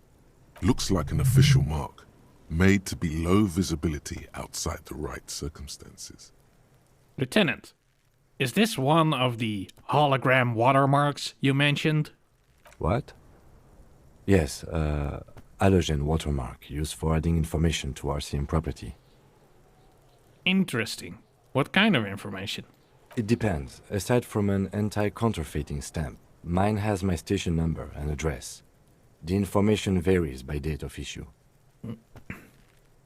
How many years you've been on the force, he's thinking. It'll have that. How can I read it? Any capable light with the right wavelength will do. Like, for example? All RCM vehicles have had lights designed to reveal halogen watermarks. Mine too. This means you can read the watermarks if you just turn the lights on. That's all, thank you. Okay. While a bunch of sodden papers sag from the clipboard in your hand, it's a sorry sight. Browse the white papers. They're not exactly white. They're yellowed in patches by sunlight and alcohol, and covered in dense blue handwriting. Ink escapes into watercolor patterns, reaching its tendrils across entire pages. The paper itself is checkered, with faint red lines, forming short paragraphs. Once in a while, there's a red stamp that exclaims, "Case files commit to paper." The case files themselves are plenty. You count more than 100 sodden, crumpled up, earmarked pages falling apart in your hands. They appear to be sufficiently organized and extremely dense, if mostly illegible. Welcome back, Sab. How was the hot tub? What's in there? What are they about? Work, strife, poverty, the Jamrock Quarter. These are handwritten logs of investigations dating back to January 51, this year. The exact number is hard to estimate, due to missing pages and an odd naming convention. But there are at least 20, maybe 30 cases, undertaken, not completed, mind you. By the way, I don't know if you guys have really noticed it, or if it is even noticeable. But I set up audio ducking for the game, so when I talk, it lowers the game a bit. And if you guys can give me some feedback on how fast it goes out, if it's too fast or too slow, or how fast it goes back in volume for the game, and if the difference in volume is okay, then I would appreciate that. Because you know me, listening to my own streams to check and do the work myself. Fuck no. You swiped on another channel? You don't even swipe. You swipe on Whitelocks. You swiped indirectly on Bike's stream, but not here. Lame. Lame. Lame, Seb. Nah, I'm just kidding. Oh, by the way, Clash. You've got that randomized clip playing thing when you're shouting someone out, and I believe when you're "be right back." How did you set that up? What do you use for that? It's the middle of March. You have attempted 2 cases a week on average. Sounds fine. Well, maybe I should try talking through when narrator talks. What do you mean? Da-di-da-di-da. How's it going? That's it? The notebook. Yeah, I'm talking now. It says 51 on what remains of I'm its talking. cover. A molten strap of cardboard. Hello. Everything prior to this must have belonged to a Yeah. previous volume. In short, there was more. How's that? Is 2 cases a week a good caseload, Lieutenant? Huh? 2 complex cases to undertake is a lot, yes. You really have to push yourself. I would not suggest it, lest you start making mistakes. 2 cases a week appears to have been my load, Lieutenant. I'm not sure I completed them, though. 2? That's a lot. I didn't mean to say you are making mistakes, by the way. That was presumptuous of me.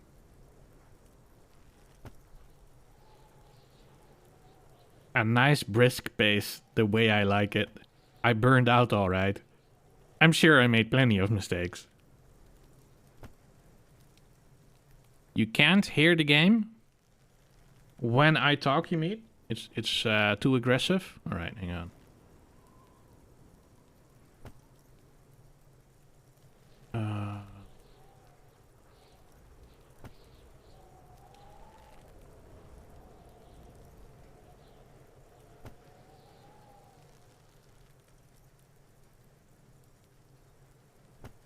want it to be subtle.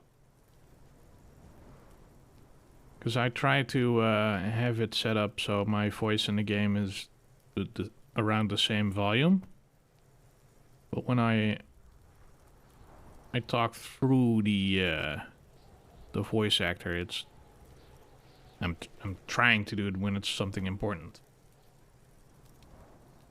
Oh, those are browser sources from a guy called Twitch Guru. If you go to twitch.guru, you can generate the proper links. Isn't that link that Whitelocks found as well? Thanks, Clash. I'll look that up. Here, let me twitch.guru. Just put that in my notepad over there.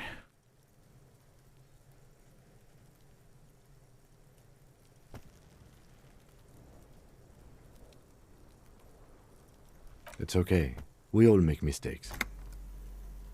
Like a fan of gills, I'm the talking checkered again. papers dry Is in this your better? hand. The handwriting Hello, I've is set it extremely up and dense, tweaked it. if mostly illegible. There was a mention of naming convention here. Yes, it appears you employ a, shall we say, robust yet literary system. Each investigation has its case number written on the margins.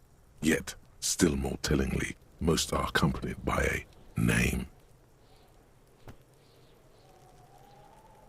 By the way, Clash, is it fully randomized, or do you have like a set amount of clips that always plays in the same order and stuff?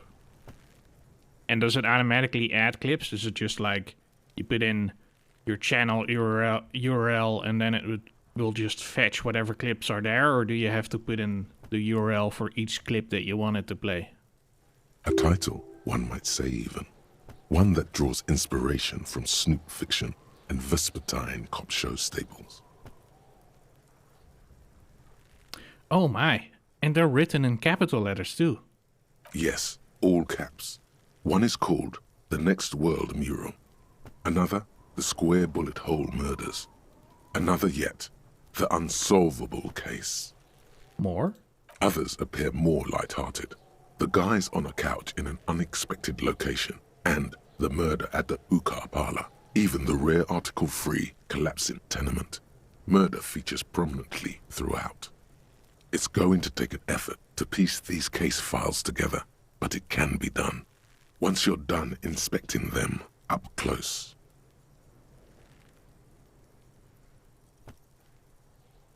It's randomized, but the free version just takes 20 clips. Oh. You gotta pay for it? Paying for someone's hard work? Like that counter that I use? From the guy that made it who actually dropped by when I started the stream?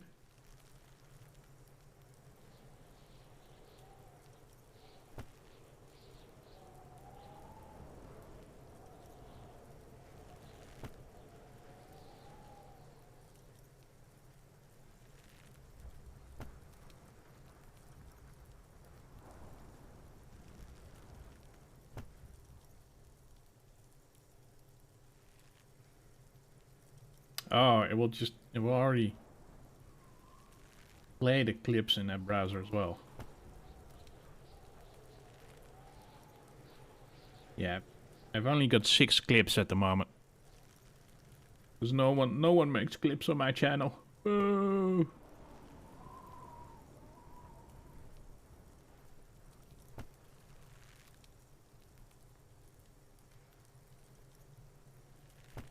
Subscription, of course.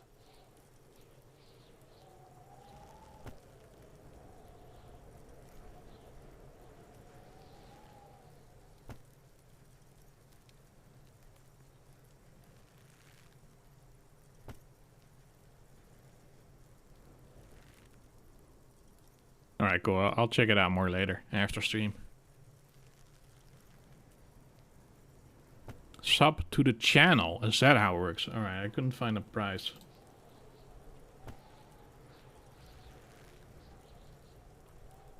No, I get why these people use subs. Not necessarily Twitch subs, but subscriptions at all. just not very... What's the word I'm looking for? Comfortable with monthly subscriptions that I have to remind myself to turn off if I no longer need them. I'd rather pay a single fee. But I understand that in some cases that's not very feasible for, you know, a lifetime full of support and server costs and whatever. Kim, my cases appear to employ some kind of naming convention. You mean the alphanumeric? Officer, precinct, time of arrival at the scene? No, I mean a non-numeric one. With titles. Oh, you mean the titular? Yes, well, so do I. In our defense, almost everyone in the RCM does. Why is that? It's a holdover from the early days of the RCM, right after the revolution, when the organization had little idea how to do things. It persists in an unofficial capacity. Officers use these titles to refer to their work among themselves. I seem to have named a case the Square Bullet Hole Murders. Again, in your defense, I seem to have named one the man with the hole in his head. That was a real person. His death was real. Still, I named it that, to amuse myself. I pray his loved ones never find out. What happened to him? Rail spiked through the head. He died. It was a workplace accident. Count the pages. I have to open an official case. Is there room? There is, for precisely one more. 15 pages near the end remain untouched by the damage. The checkered grid forms a structure of passages, breaking the case into subtasks to accomplish. Commit to paper. Sadly, the ledger only comes with an old, worn-down lead pencil. It's unfitting of this monumental event. The ledger only comes with an old, worn-down lead pencil. It will do, barely. But... Kim, do you have a pen? The lieutenant looks at his blue notebook. 2 fat, shiny pens hang from the binder, like large caliber bullets on an ammo belt. I appreciate the info though, Clash. I'm not sure I said that. He is not really saying anything, just standing there, looking at them. Can I have one? Know that I give this to you with resentment. Oh shit. With this beauty, commit to paper. The tasks you've completed flow out of the blue oblong pen in a brash freehand uncannily similar to the rest of the letters. The wording comes easily. It's almost robotically simple. A language developed for mental rigor and simplicity. Inspect the victim's body. Interview the cafeteria manager. It's not exactly poetry, but poetry would be out of place. Cross out the ones you've already finished. A satisfying slash sounds across the paper. You're done, it seems to say. And you, and you. Things to be done and things already done. The composition of reality. This is an extremely useful tool for a detective of the citizens' militia. Now all that remains is to name the case. Lieutenant, have you by any chance named our case? No, actually. Any ideas? The Hanged Man. The Furies are at home in the mirror. The Setting Sun. Shit on a stick. Actually, I don't have one.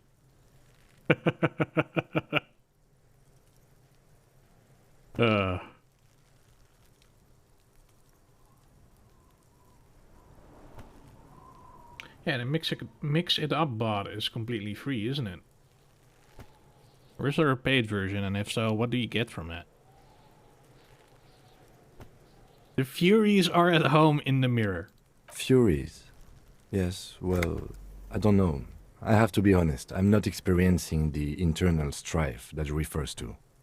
And also, could you make it less poetic somehow? Just a normal case name, you know? Think, what would that be? A good normal name. Yes, you know what that normal name is, but it's so plain. Anything else, please.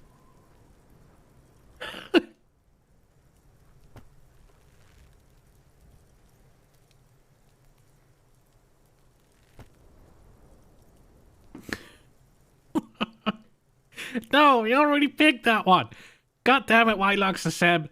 God damn it. Ah, yes. I have to tell you, officer, I don't appreciate ironic titles. Other officers will have to use this as reference. If it's idiot or cockfinger, they're not going to get it. They're going to think an idiot and a cockfinger were on this case. So, do you have something less funny? Of course it wasn't you guys. There's only 2 options you can pick this time. No! No! Not number 2, we already did that one. It's it's either 1, 3, or 5. Try again. 1, 3, or 5.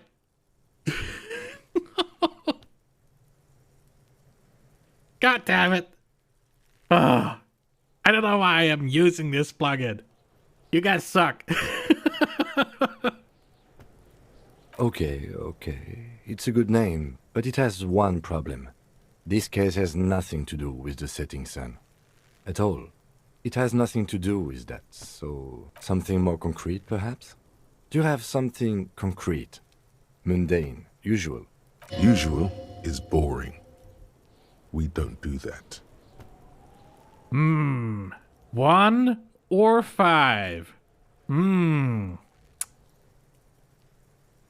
Should we go with 1? 1 or 5? All these votes don't count on 2, 3, and 4. They don't count. Great. That's great. That's actually what I was thinking too. The Hanged Man. Good, strong name. We have a very good name for the case now. I love you guys. Don't change. I'm going to start calling it the Hanged Man. It's good we sorted this out. I'm done inspecting these. You don't exactly close them, so much as distance yourself from the smelly papers. They're a little further from your nose now.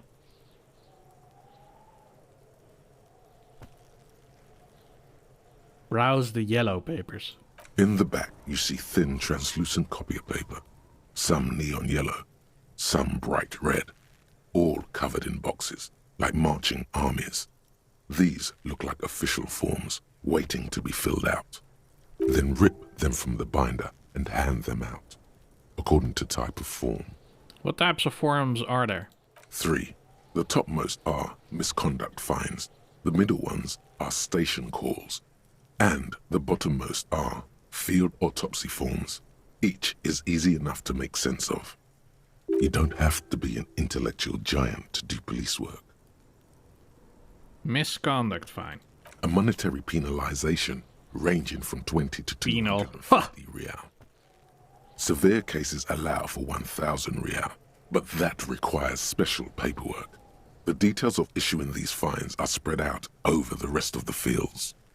Station call. These are quite sinister in tone. They give a date and time for the person to appear at the specified precinct police station. Below the call are the criminal charges you risk by not appearing. All in a print so small it could be considered downright cute. Field autopsy. A dozen pages of thin copy paper, bright red in color. You see the parameters of a deceased human form waiting to be filled in. Age, sex, condition of internal organs. Enough of these. Yes, all that remains now is to fill those forms and hand them to people. Fines for wrongdoers, interview requests for bad guys, and field autopsies to dead guys. The rest of the stinking cellulose is much worse for wear.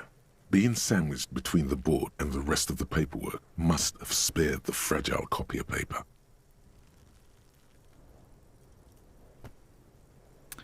Logic. Arson, petty theft, spousal abuse. Handwritten logs on dozens of investigations date back to January 51. Stamped case files, commit to paper. These are your last couple of months in Revachol, Precinct 41, Jamrock Quarter. You don't exactly close them, so much as distance yourself from the... It's made of dark blue plastic, hard enough to beat someone to submission with. The edges are rounded, however. The U4 size board feels thick and heavy in your hand. Light shimmers on its wet surface. On the back, you see the embossed letters RCM. What did you say the color was? Blue. The blue heart. Don't look into it. Shake the ledger. Something rattles inside, ever so lightly. Is there a hidden compartment? And something small inside? Light, made of paper or cardboard? Or dried flowers, perhaps? The plastic shimmers like lapis lazuli, but it is not see-through. You cannot see to its center. How would I open it? With your hands, U4-sized pages hang from the clip screwed to the top of the board. Is not what you end up doing. You squeeze the plastic to slide it open, but nothing happens. Then you bend it some, then crack it. The goddamn thing is stuck. The ledger quivers in your hand. As it shakes, the pages rustle. This pathetic mess suddenly afraid of you for some reason. Yes. And that one we get? Together using the alphanumeric code on the margin. It always begins with HDB41. Then date of initialization and time of arrival on the scene, followed by the title. For example, HDB 41120111700, the Next World Mural. Wait, HDB41? Weren't those officer precinct? Why, yes, your precinct number is 41. And HDB? Every last alphanumeric in the files begins with it. And these are your case files. It's safe to say HDB are your initials. Horace Debbie Beringer? Ram Darjan Binzakin? Those aren't my initials. I'm not feeling them. Wow, I don't know what to say to that. I think what you meant to say was RAC, Rafael Ambrosius Costo.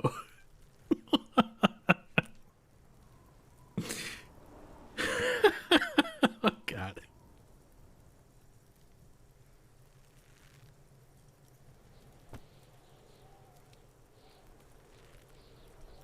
What? Not a single vote. No, it's fine. It's fine. I'll play this game on my own.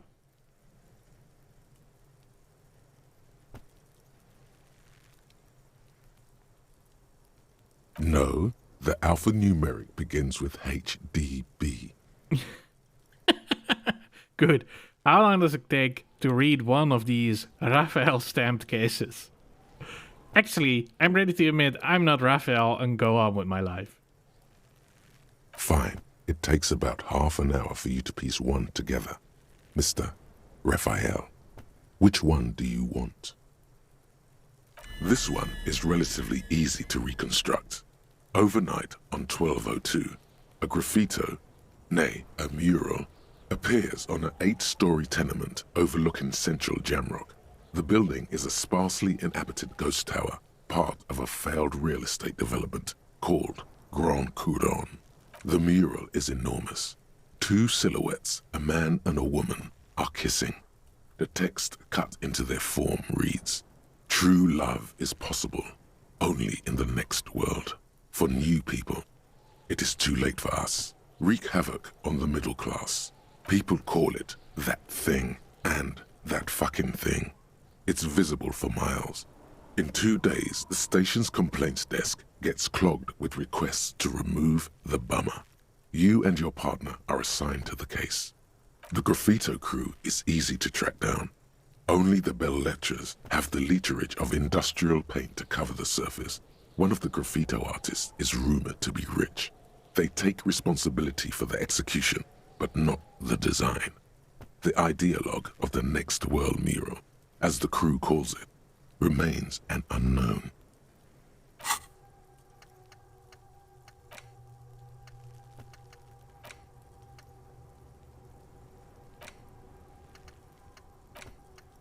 Wait, we finished Hobocop, but we can't...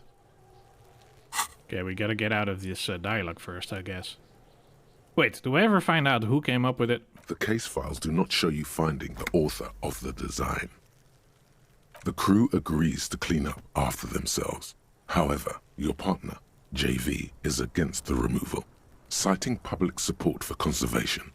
This leads to a debate in Precinct 41, which then spreads to the streets of Jamrock, ending in a rare plebiscite organized by you and the rest of Row 3.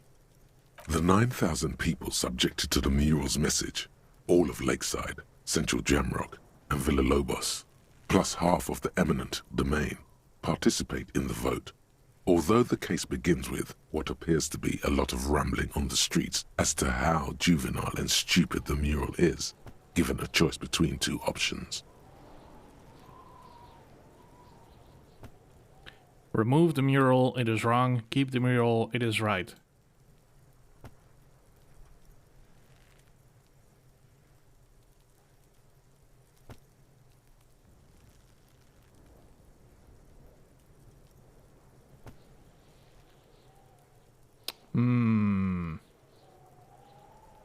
A staggering 78% of voters choose to keep it.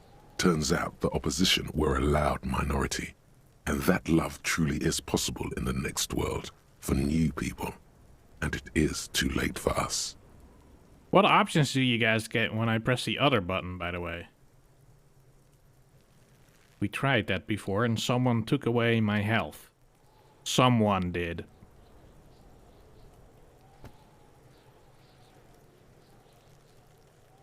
All that remains is to wreak havoc on the middle class.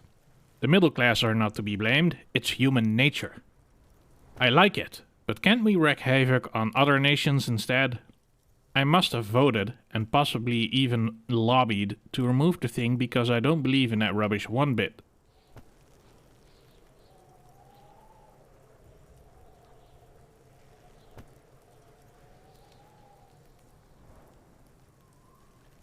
I'm gonna continue for about 50 minutes and then I wanna go make myself some dinner. Just so you guys know. Did someone ask what you believe in, man with the smelly toilet ledger? What do you want to tackle next? Or are we done? AKA Leslie and Burke. AKA the public indecency drunk and the property damage drunk is a cursed case. It has been passed from unsuspecting officer to unsuspecting officer for 10 years. On January 29, the unsolvable case made its way to you. Why you accepted it, it is unclear. Every officer, and indeed most civilians in Jamrock, know it's unsolvable. Leslie will always take his pants off when he's drunk. Burke will always trash everything. It's just what they do. It is their nature. You cannot change the nature of a man. And you can't lock them away because public indecency and small-scale property damage are not punishable by incarceration. The only way for Leslie to stop flashing his genitals to bypassers and for Burke to stop dismantling signage and rear-view mirrors would be for them to stop drinking alcohol, which, in their 40s or 50s, it's hard to tell because of their distorted features, is a medical improbability on par with you ceasing to produce the expression. The expression. Couldn't we just keep them off the streets? You would think that, but you're wrong. Where's the fun in exposing your genitals or breaking stuff in your own home? No, Leslie and Burke are on the corner of Main Street and Perdition, because that's where the action is. We haven't even met these people yet, have we? Threatening, fines, dragging them to the station, locking them up in the hellholes they live in, locking them up in the station, hypnotherapy, even trying to get the local gang of Zemyaki to take them out. The Zemyaki gave them ethanol, so Burke and Leslie would expose and rampage even harder. You tried it all, and still the complaints wouldn't stop, as they hadn't stopped for 10 years. It's plain to see from the files that you, Satellite Officer JV, and Special Consultant TH had more important cases to attend to. You uncover cross-reference to several ongoing investigations, each brought to a standstill every time you drive down Main Street. Because there they are, on the corner of Perdition. And what is Leslie doing?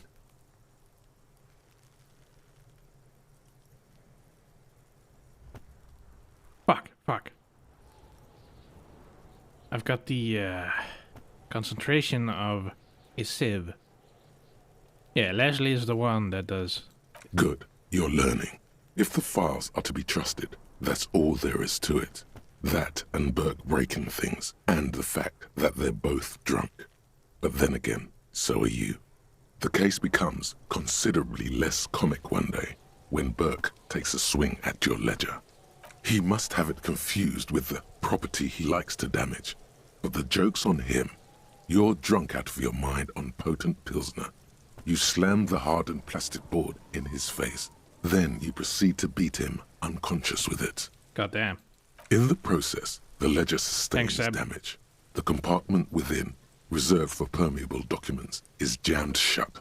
You stop your assault on the now unconscious Burke to open it, but are unable to do so. The officer began to cry, reports Leslie, who, at this point, is tending to Burke. He came at us, and at us. I think he was trying to kill Burko. While trying to kill Burko, you slowly come around. The permeables compartment is open. You've smashed it open on poor Burko's kneecaps. The good news is, Burke can't walk anymore. What? Can't get out of his apartment, an invalid. With Burke to tend to, Leslie cuts back on the indecent exposure. Maybe he flashes his genitals to Burke. Who knows? But both drunks are off the street. The complaints stop. The unsolvable case is solved. Which is also why the officer responsible narrowly escapes a disciplinary hearing. The end. Holy fuck. Does that sound like a Raphael something Costo to you, sir? Ah, God. I'm feeling it's important we know our own name. Because we need to identify us with our badge, which probably has our name and shit. Fuck.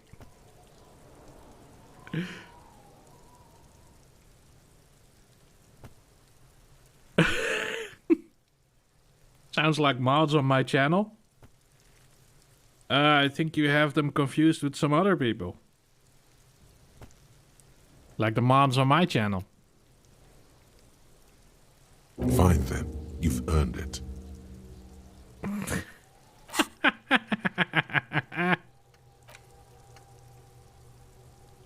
Oh God.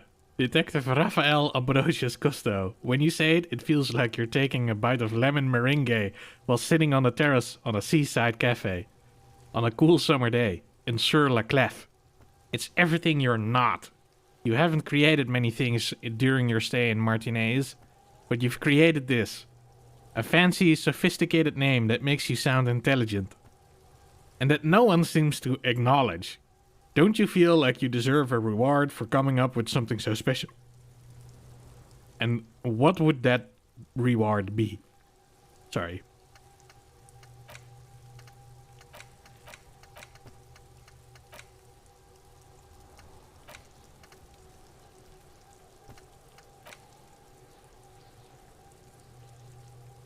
How do you unlock a new slot? I guess this is locked when we're still in that conversation. It would be very interesting to read about these, wouldn't it? I mean, there seems to be a square-shaped entry wound in the victim's forehead. She's been sitting there for weeks, on her rocking chair, with a square hole in her skull, staring at the wall, her mouth agape. That's all you got. From the half hour you spent piecing it together, all you know is the entry wound was square-shaped. You never found the bullet. And then another body showed up, also with a square hole in his forehead. A sequence killer? Who knows? Those pages are missing. What next? Don't worry. One day you may still catch the man with the square gun. Okay, hang on. Give me a couple of minutes. I'll be right back.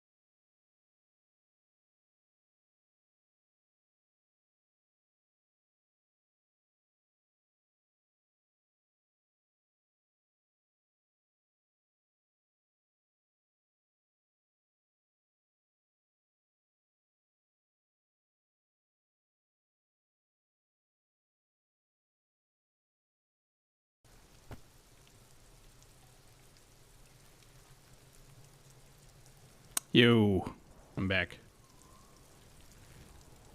Yeah, Whitelocks, I saw that. That was that dude was just calling. That's why I called you Whitecocks the other day, because I thought you saw that. The dude came back some other day, and he called you that, and then just a few days ago, like yesterday or the day before, he came back, and all he did was call you the same thing, and then I banned him, and then his ban appeal was west. I think maybe he was trying to tell you to go west in the game and didn't realize he was actually writing a ban appeal instead of commenting in chat. Good night, Bike. Thanks for hanging out, man.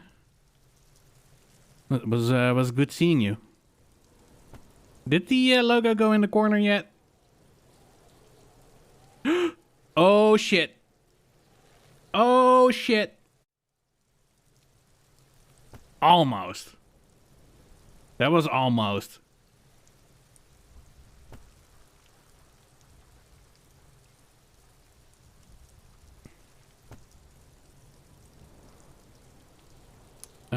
I can revisit Not this. much has changed in the meanwhile. A bunch of sodden papers still sags from the clipboard. Just relax. The two sides of the board are slightly misaligned, like a drawer that's come off the slides. All you need to do is bend the plastic on your knee, slowly. The slides snap back into place. It should be possible to just, you know. Without resistance or sound, the two panels move against each other. The compartment is now open. What's inside? 2 ticket stubs and a handmade postcard. Pick up the ticket stubs. 2 octopuses are smiling, reaching Bike! their tentacles toward each Bike! other in the colored pencil drawings. The tickets permit access to the zoo in Revachol East. The aquarium costs extra. These let you go there too. Pick up the card. Oh. What? What?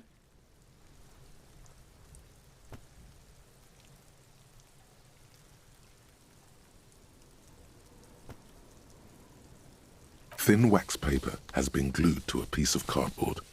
Sounds like leaves rustling when you pick it up. You see violet flowers, floral patterns, patches of glue. Smell it first. It smells of chewing gum, apricot flavored, a touch of cinnamon, the end of summer. You think the label says tutti frutti. Open Familiar handwriting lines the inside of the card, looped, round letters in a woman's hand. Well, you can still lose 8%. I mean, that's almost 10%, which is almost 12%, which is almost 14%. And then you can work your way up to 25%, which is already quarter. And if you're up to a quarter, it's almost up to a third. And that's a pretty big chance of failing, you know? It's not 100%, so you can still fail, Seb. That's how math works. Harry, it begins. You're already reading. I wanted to write you a letter so you can read it when you wake up. Maybe it will make you happy. Your hand shakes holding the card. Every morning when I step out and you're asleep behind Wait, me. his name is it Harry? says, I find a little piece of sadness in me. I carry it in my chest, down Voyager Road. Every step I take, it grows. By the time I reach the fuel station, it has filled me entirely. I step onto the light rail and look back. Sparks fall from the bow collector. I know it will be like this until late afternoon, when I get off the 42 and walk back to you. Yeah, Seb, don't forget about the tragedy and the heroics of both of these. You. Every step I take will get lighter. It almost makes me run. Sometimes I do. I can't believe I met you. I can't believe the happiness I feel with you. You have a vast, vast soul, and I will always, always always come back to it. Kisses, kisses, kisses. You feel the air sucked out of your lungs and the blood sucked out of your head. Everything around you gets dark. Small white dots appear. You feel the ledger slip from your hand. Whoa, what's happening? No, hold on.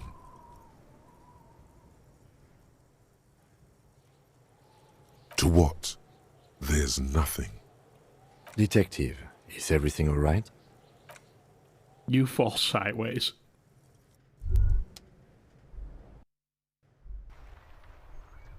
Damn. You're still mad about that? That was such a good one. What? Did we just end the game? What's happening?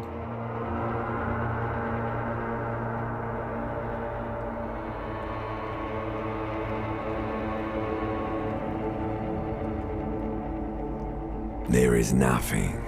Holy shit, did we just seriously... We got a bad ending from reading a love letter? Again.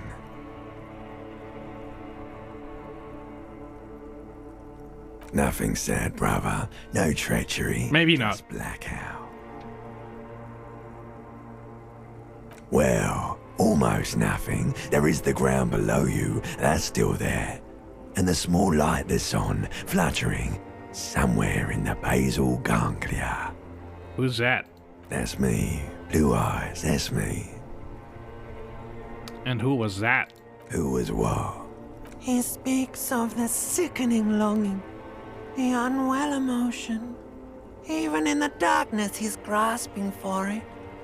Still trying to hold on to the great sorrows slipping in the water. Slimy.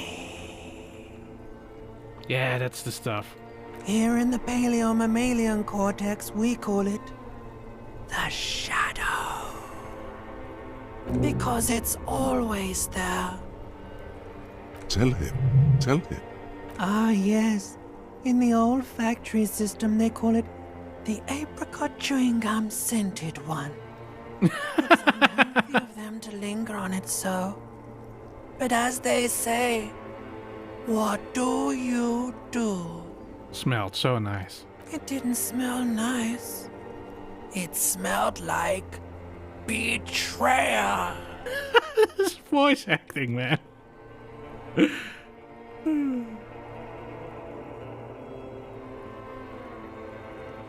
Was that the X something? The... Bloated corpse of the past resurfacing. No, it was beautiful. Beautiful. Believe me, stupid ape. Its lack of beauty was not the problem. There is Voyager Road. There is no Voyager Road. There are no roads, no houses, no lights in the windows. It's all on pause. Enough. Just lie there, motionless. You think they would let you? Until you disintegrate into biomolecules. No. Someone is breathing on your face now, inspecting your pupils, stupid idiot. I'm not coming back. Oh, but you are. They're pouring something on you. Something in you. It's delicious. Glowing lights on a dashboard emerge out of nothingness. Where am I? In the upholstered cabin of Lieutenant Kitsuragi's motor carriage, seated in the driver's basket. The air is thick with leatherworks and heavy fuel oil. Cold water runs down your chin. Drink. Water. The water is cold, silvery, the stuff of life itself as it pours down your parched throat. The pounding in your head recedes. The darkness parts.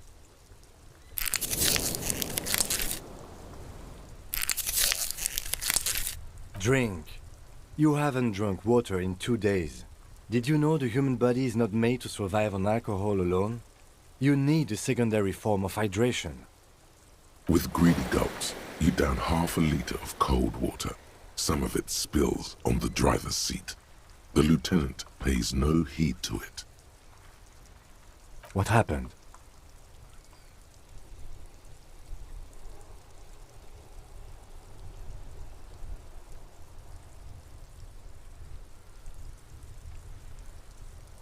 I do not remember getting this scene. Yeah, it seems that there's a lot of parallel progression in the dialogues. It's cool, man. But alcohol has water in it. Yeah, so does coffee, but they both still have stuff in them that dry you out more than the water inside it hydrates you. You know, that's how science works. Bazinga! Alright. Vote for me. Chat. Or are you gonna troll me by not voting? Alright. You were reading your paperwork. Then you passed out. I carried you to my kinema to take you to a hospital. Then you came to. How long was I out? 10 minutes, maybe. Oh, shit. I came in contact with the burned out ruins of the past, Lieutenant. I was dehydrated. It won't happen again. Fuck it. Start climbing out of the motor car. Vodka is great for water cooling PC. I don't believe that.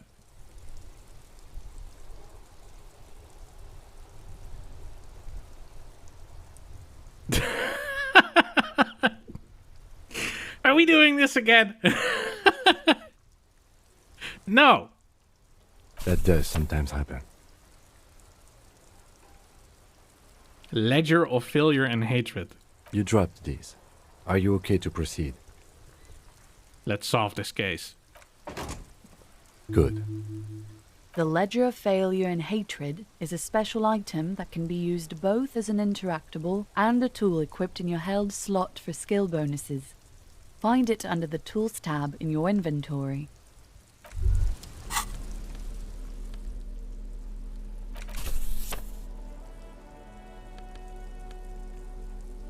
Oh, look at that. -2 authority. Wow.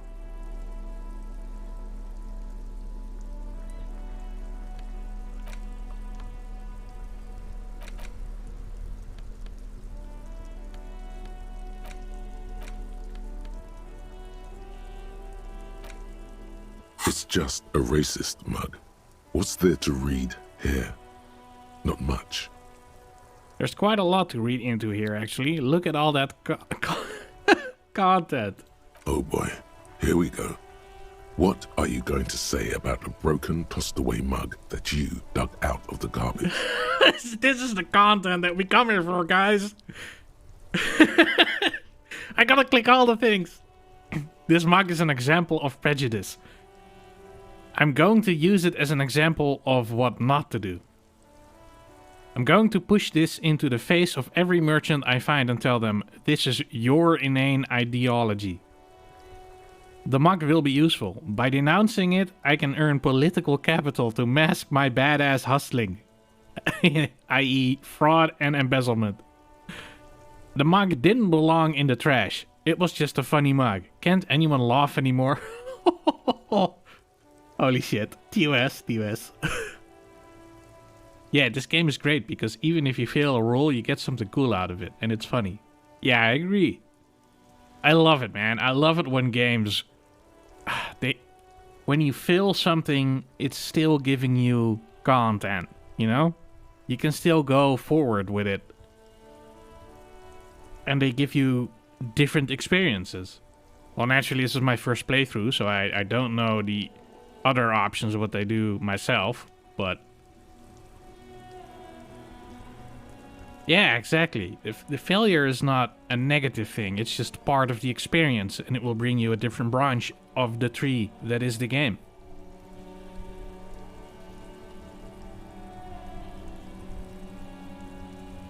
If you want to earn some change by guilting people, go for it. But if you want to earn real dough, finish the case and start getting paid again. It's just a racist mug. What's there to read here? Not much. I want to get into that mug talk again. But it will not happen. The mug talk is exhausted. No! It is time to return to work. No! Oh, great. All right. Fantastic. Oh, there's a map.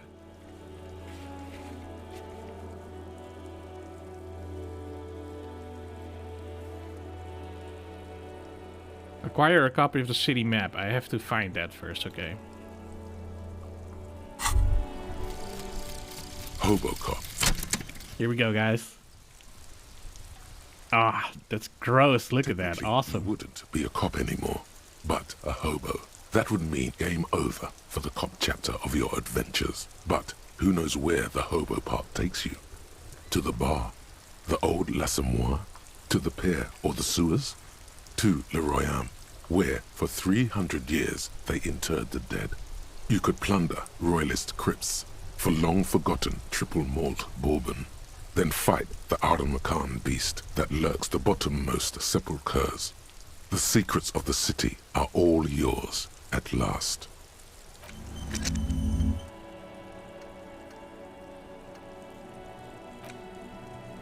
Oh shit, did it tell us what that gives?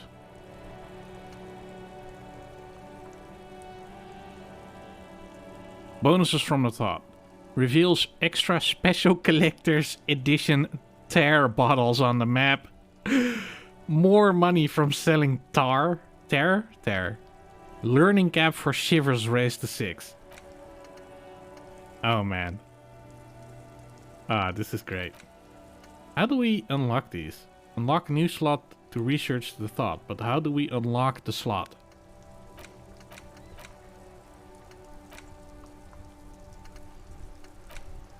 White morning. You see yourself from above. You're passed out on the blue tiles of the hostel room floor. Even from this distance, you can see your eyelids flutter. At the mention of what? A great white object, letting out its sweet smell like a lily of the valley. The little man's forgotten its name, but he still remembers the feeling. And look! He moves! The feeling animates him. He instinctively reaches out for the feeling's best friend, a bottle of Commodore Red. He puts on his disco clothes and gets smaller and smaller. How are we, I don't get it.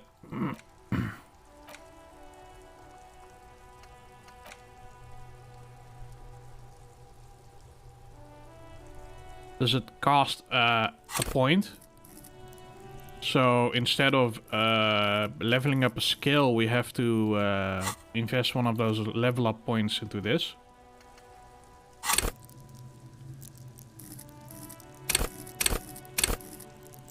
When we reach level 3, I believe? Or is it 4 already, the next one? We'll investigate that. See if we can slap on another thought.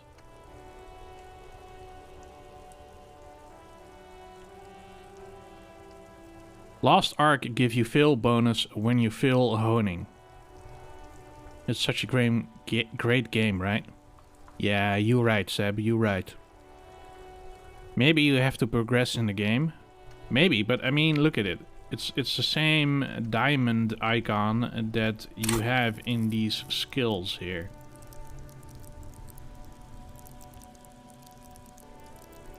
So I think that's just a skill point that you invest in this.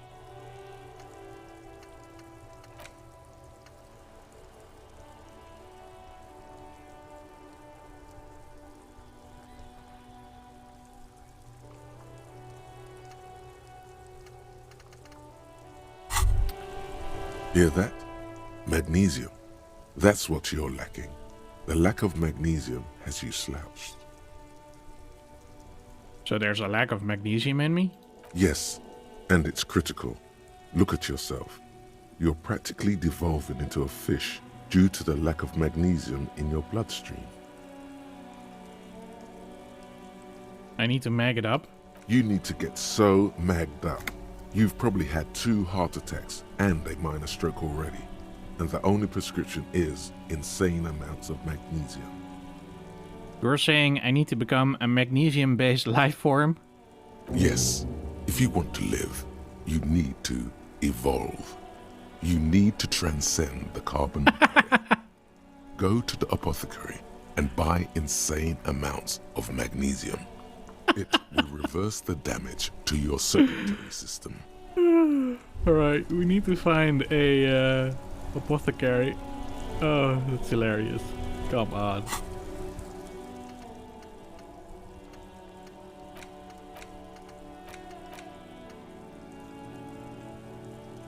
Magnesium-based life form.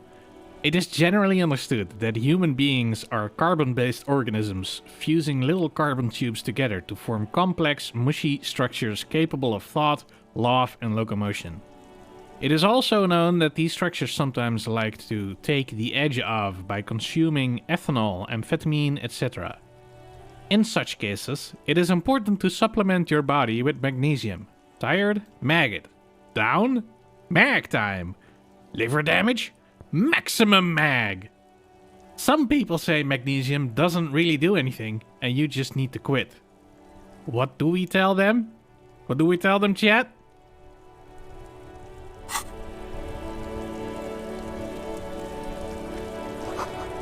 A heap of snow melts in this wheelbarrow.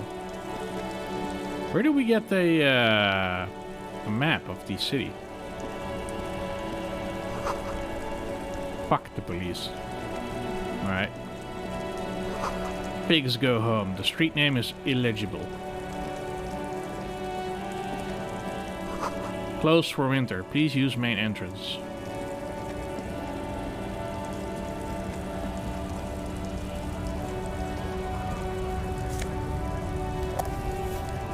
What's this? Drugs all the way? Mag it up, baby.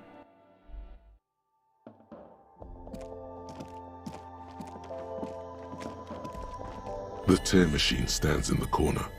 A sign says, 1 bottle equals 10 cents. Your bottles clunk into the machine, and the money appears with a satisfying jingle. You're a richer man now.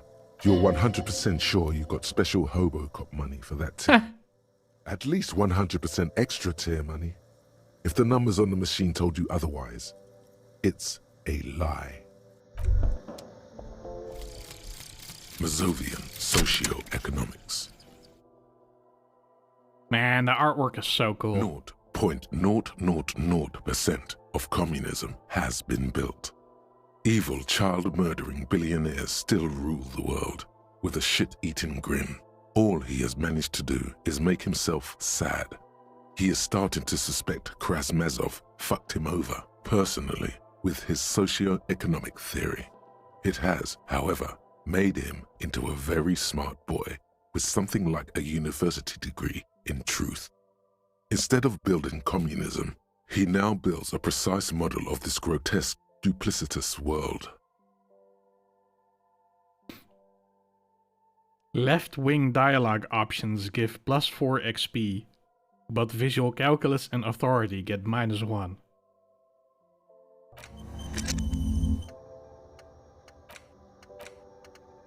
Oh, look, we can get even more unlocked.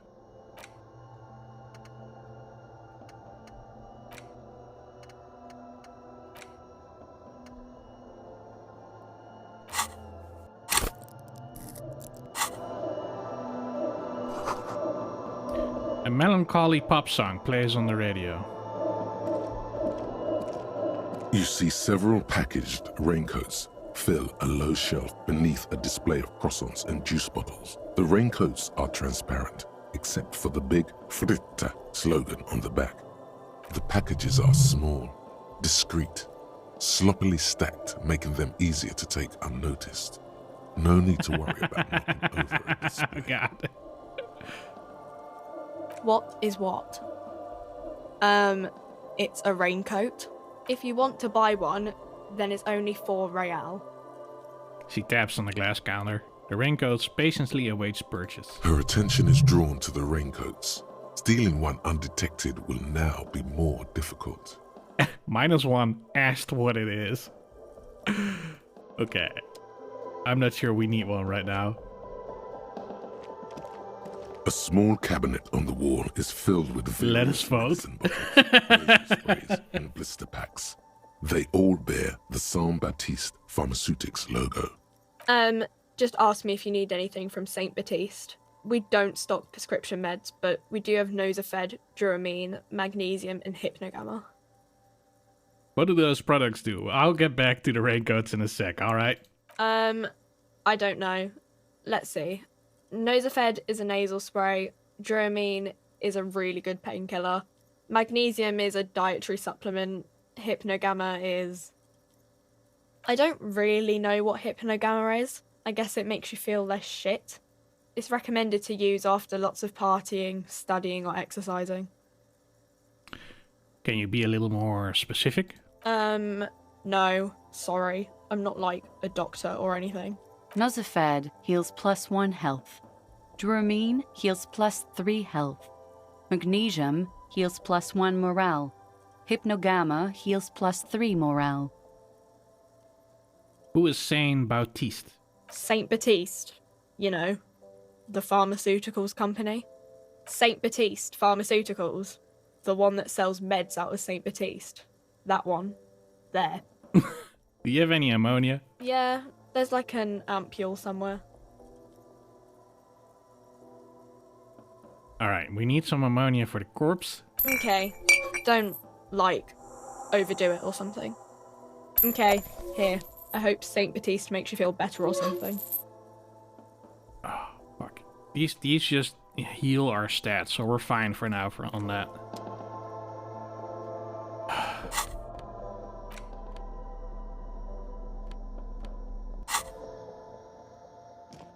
You see several packaged raincoats fill a low shelf beneath a display. All right, of guys. and juice bottles. The raincoats are transparent, except for the big slogan on the back. Gee! I did not see this coming. Oh, God. The girl delves into the magazine. Hair covering her face, vision obscured. She cannot see your hand move. Try to grab a package. Any one of them. Slip it up your sleeve and... Oh no.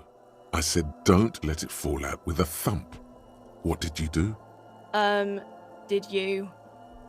The girl stares at the package lying on the floor. It looks a little sad as it lies in the dusty floor. I mean, I didn't just see a middle-aged man try to steal a Fort Royale raincoat, did I? No, you didn't. I didn't do it. I'm sorry. I'm such a mess lately.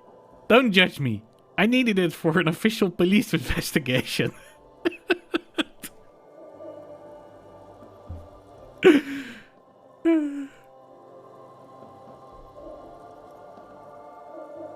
You guys are such dinguses. Really? A plastic poncho? The lieutenant sighs and looks away. The clerk stares at you, but doesn't say a thing for a moment or two. I mean, it doesn't even cost that much. Like, why would you want to fuck with Frit over something like this? Fucking with Frit is dangerous, you know. Just leave it there. I'll put it away later. Should we buy one? It gives us 1 endurance. I don't know if we can fetch our actual code.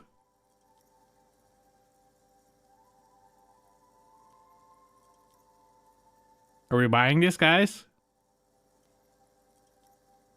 That's most of our money.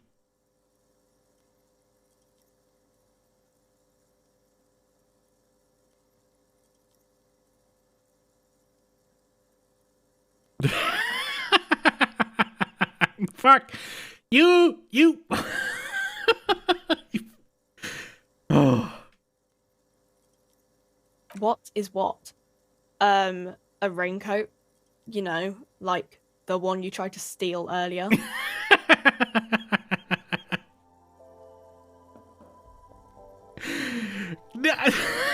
Why am I even using that function? You little shits. What is what? What is what? What is what? What is what? A raincoat?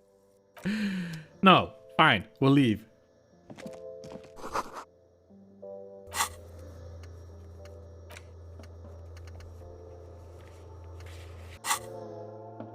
Okay, I want to do one last thing. Oh, there was one more thing we could have explored there.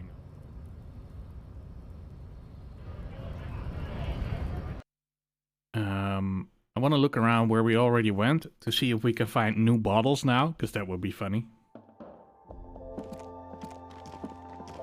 A colorful display of cigarettes and alcohol bottles line the shop wall, inviting you closer. The bottles wink at you in the light. The smokes too glitter in their wrapping. It's like looking into a kind of heaven. Your knees are weak. Mom's spaghetti. There, in that dark green glass, all in vain. The great flowing river of warmth, wine, alcohol, beer, alcohol, love, alcohol. I am in heaven. I need it all so bad. Say nothing, just take it in. This is not a good place for a recovering addict. Not right now. Ah, God. Ah. I already know you're gonna pick some stupid ass answer and get me more into trouble. My gaming sense is telling me not to become an alcoholic. Ugh. Go on. Sure.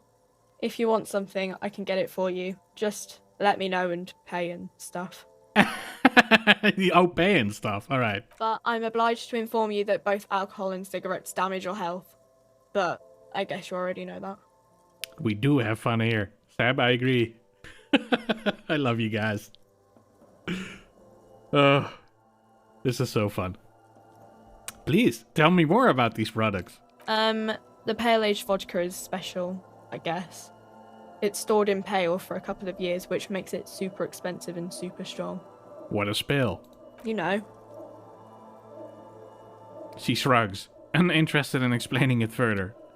Okay, what will consuming this stuff do to my body? I mean, I already said it'd hurt you. I don't know what else they do. She stares at you, unsure. Substances give powerful bonuses to your main stats at the cost of damage to your health or morale. Cigarettes raise your intellect while damaging your health. Alcohol raises physique while damaging your morale. Use medication, like Nosafed and magnesium, to counteract the negative effects of substances. Note: consuming substances can have unforeseen consequences for you. I'm so happy all of these are too expensive. I'm not gonna let you guys vote. Do you sell any under-the-counter vices? No, Frit only sells legal drugs, like the law says. Interesting. Why would you want to buy the expensive one when it does exactly the same as the Commodore Red?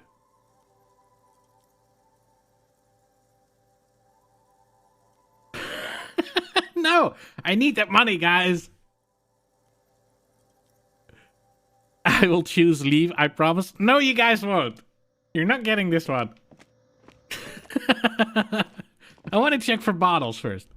We should get rich, and then we can toy around with alcoholism, alright? Look, there's money here. Yoink.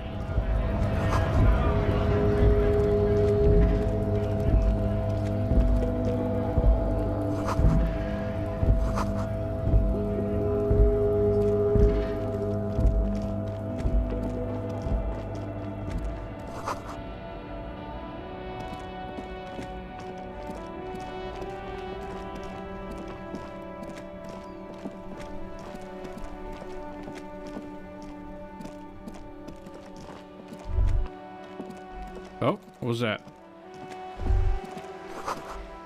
You memorize the title. Los, 87, Radio Cities. Seems important. Okay.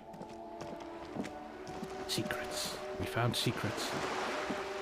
Look at that! Oh, no. Fuck off. We can find more bottles now.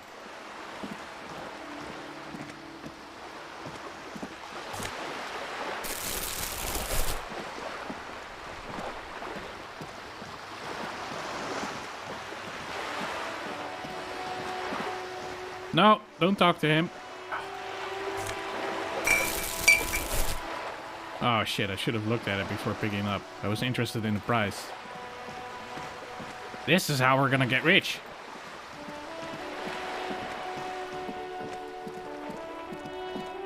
I like that the weather can change. It seems very neat. Oh, we didn't finish talking to that woman, but I want to find the badge first.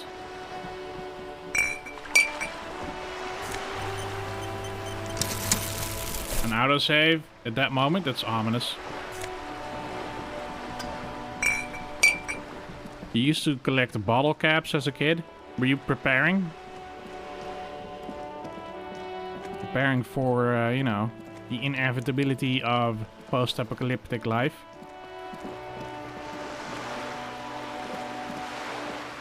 Right, guys, I'm gonna stop the stream here. So let us do a hard save.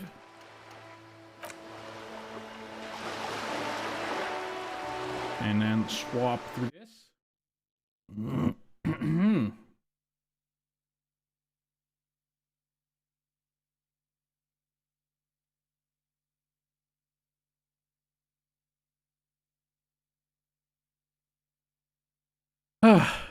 Man, all that laughing was good for me. I enjoyed that. I hope you guys enjoyed it.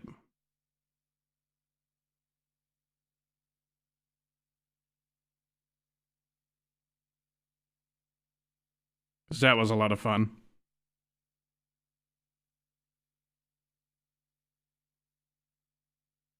Next time, let us vote. If I have enough money. But fine, fine. I promise I will.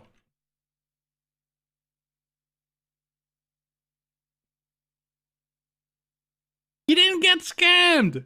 What? You guys have so much, so many chances to vote everywhere.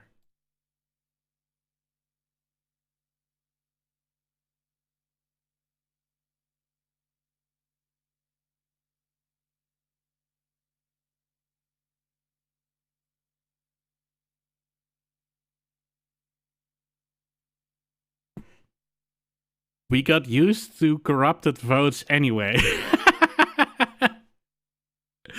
No, I didn't corrupt anything. Everything was fair. You guys tried to set me up for failure so many times, and sometimes I just want to, you know, have a little me time. I picked the good option every time. Even the times 100% of you guys, 100% picked the troll options.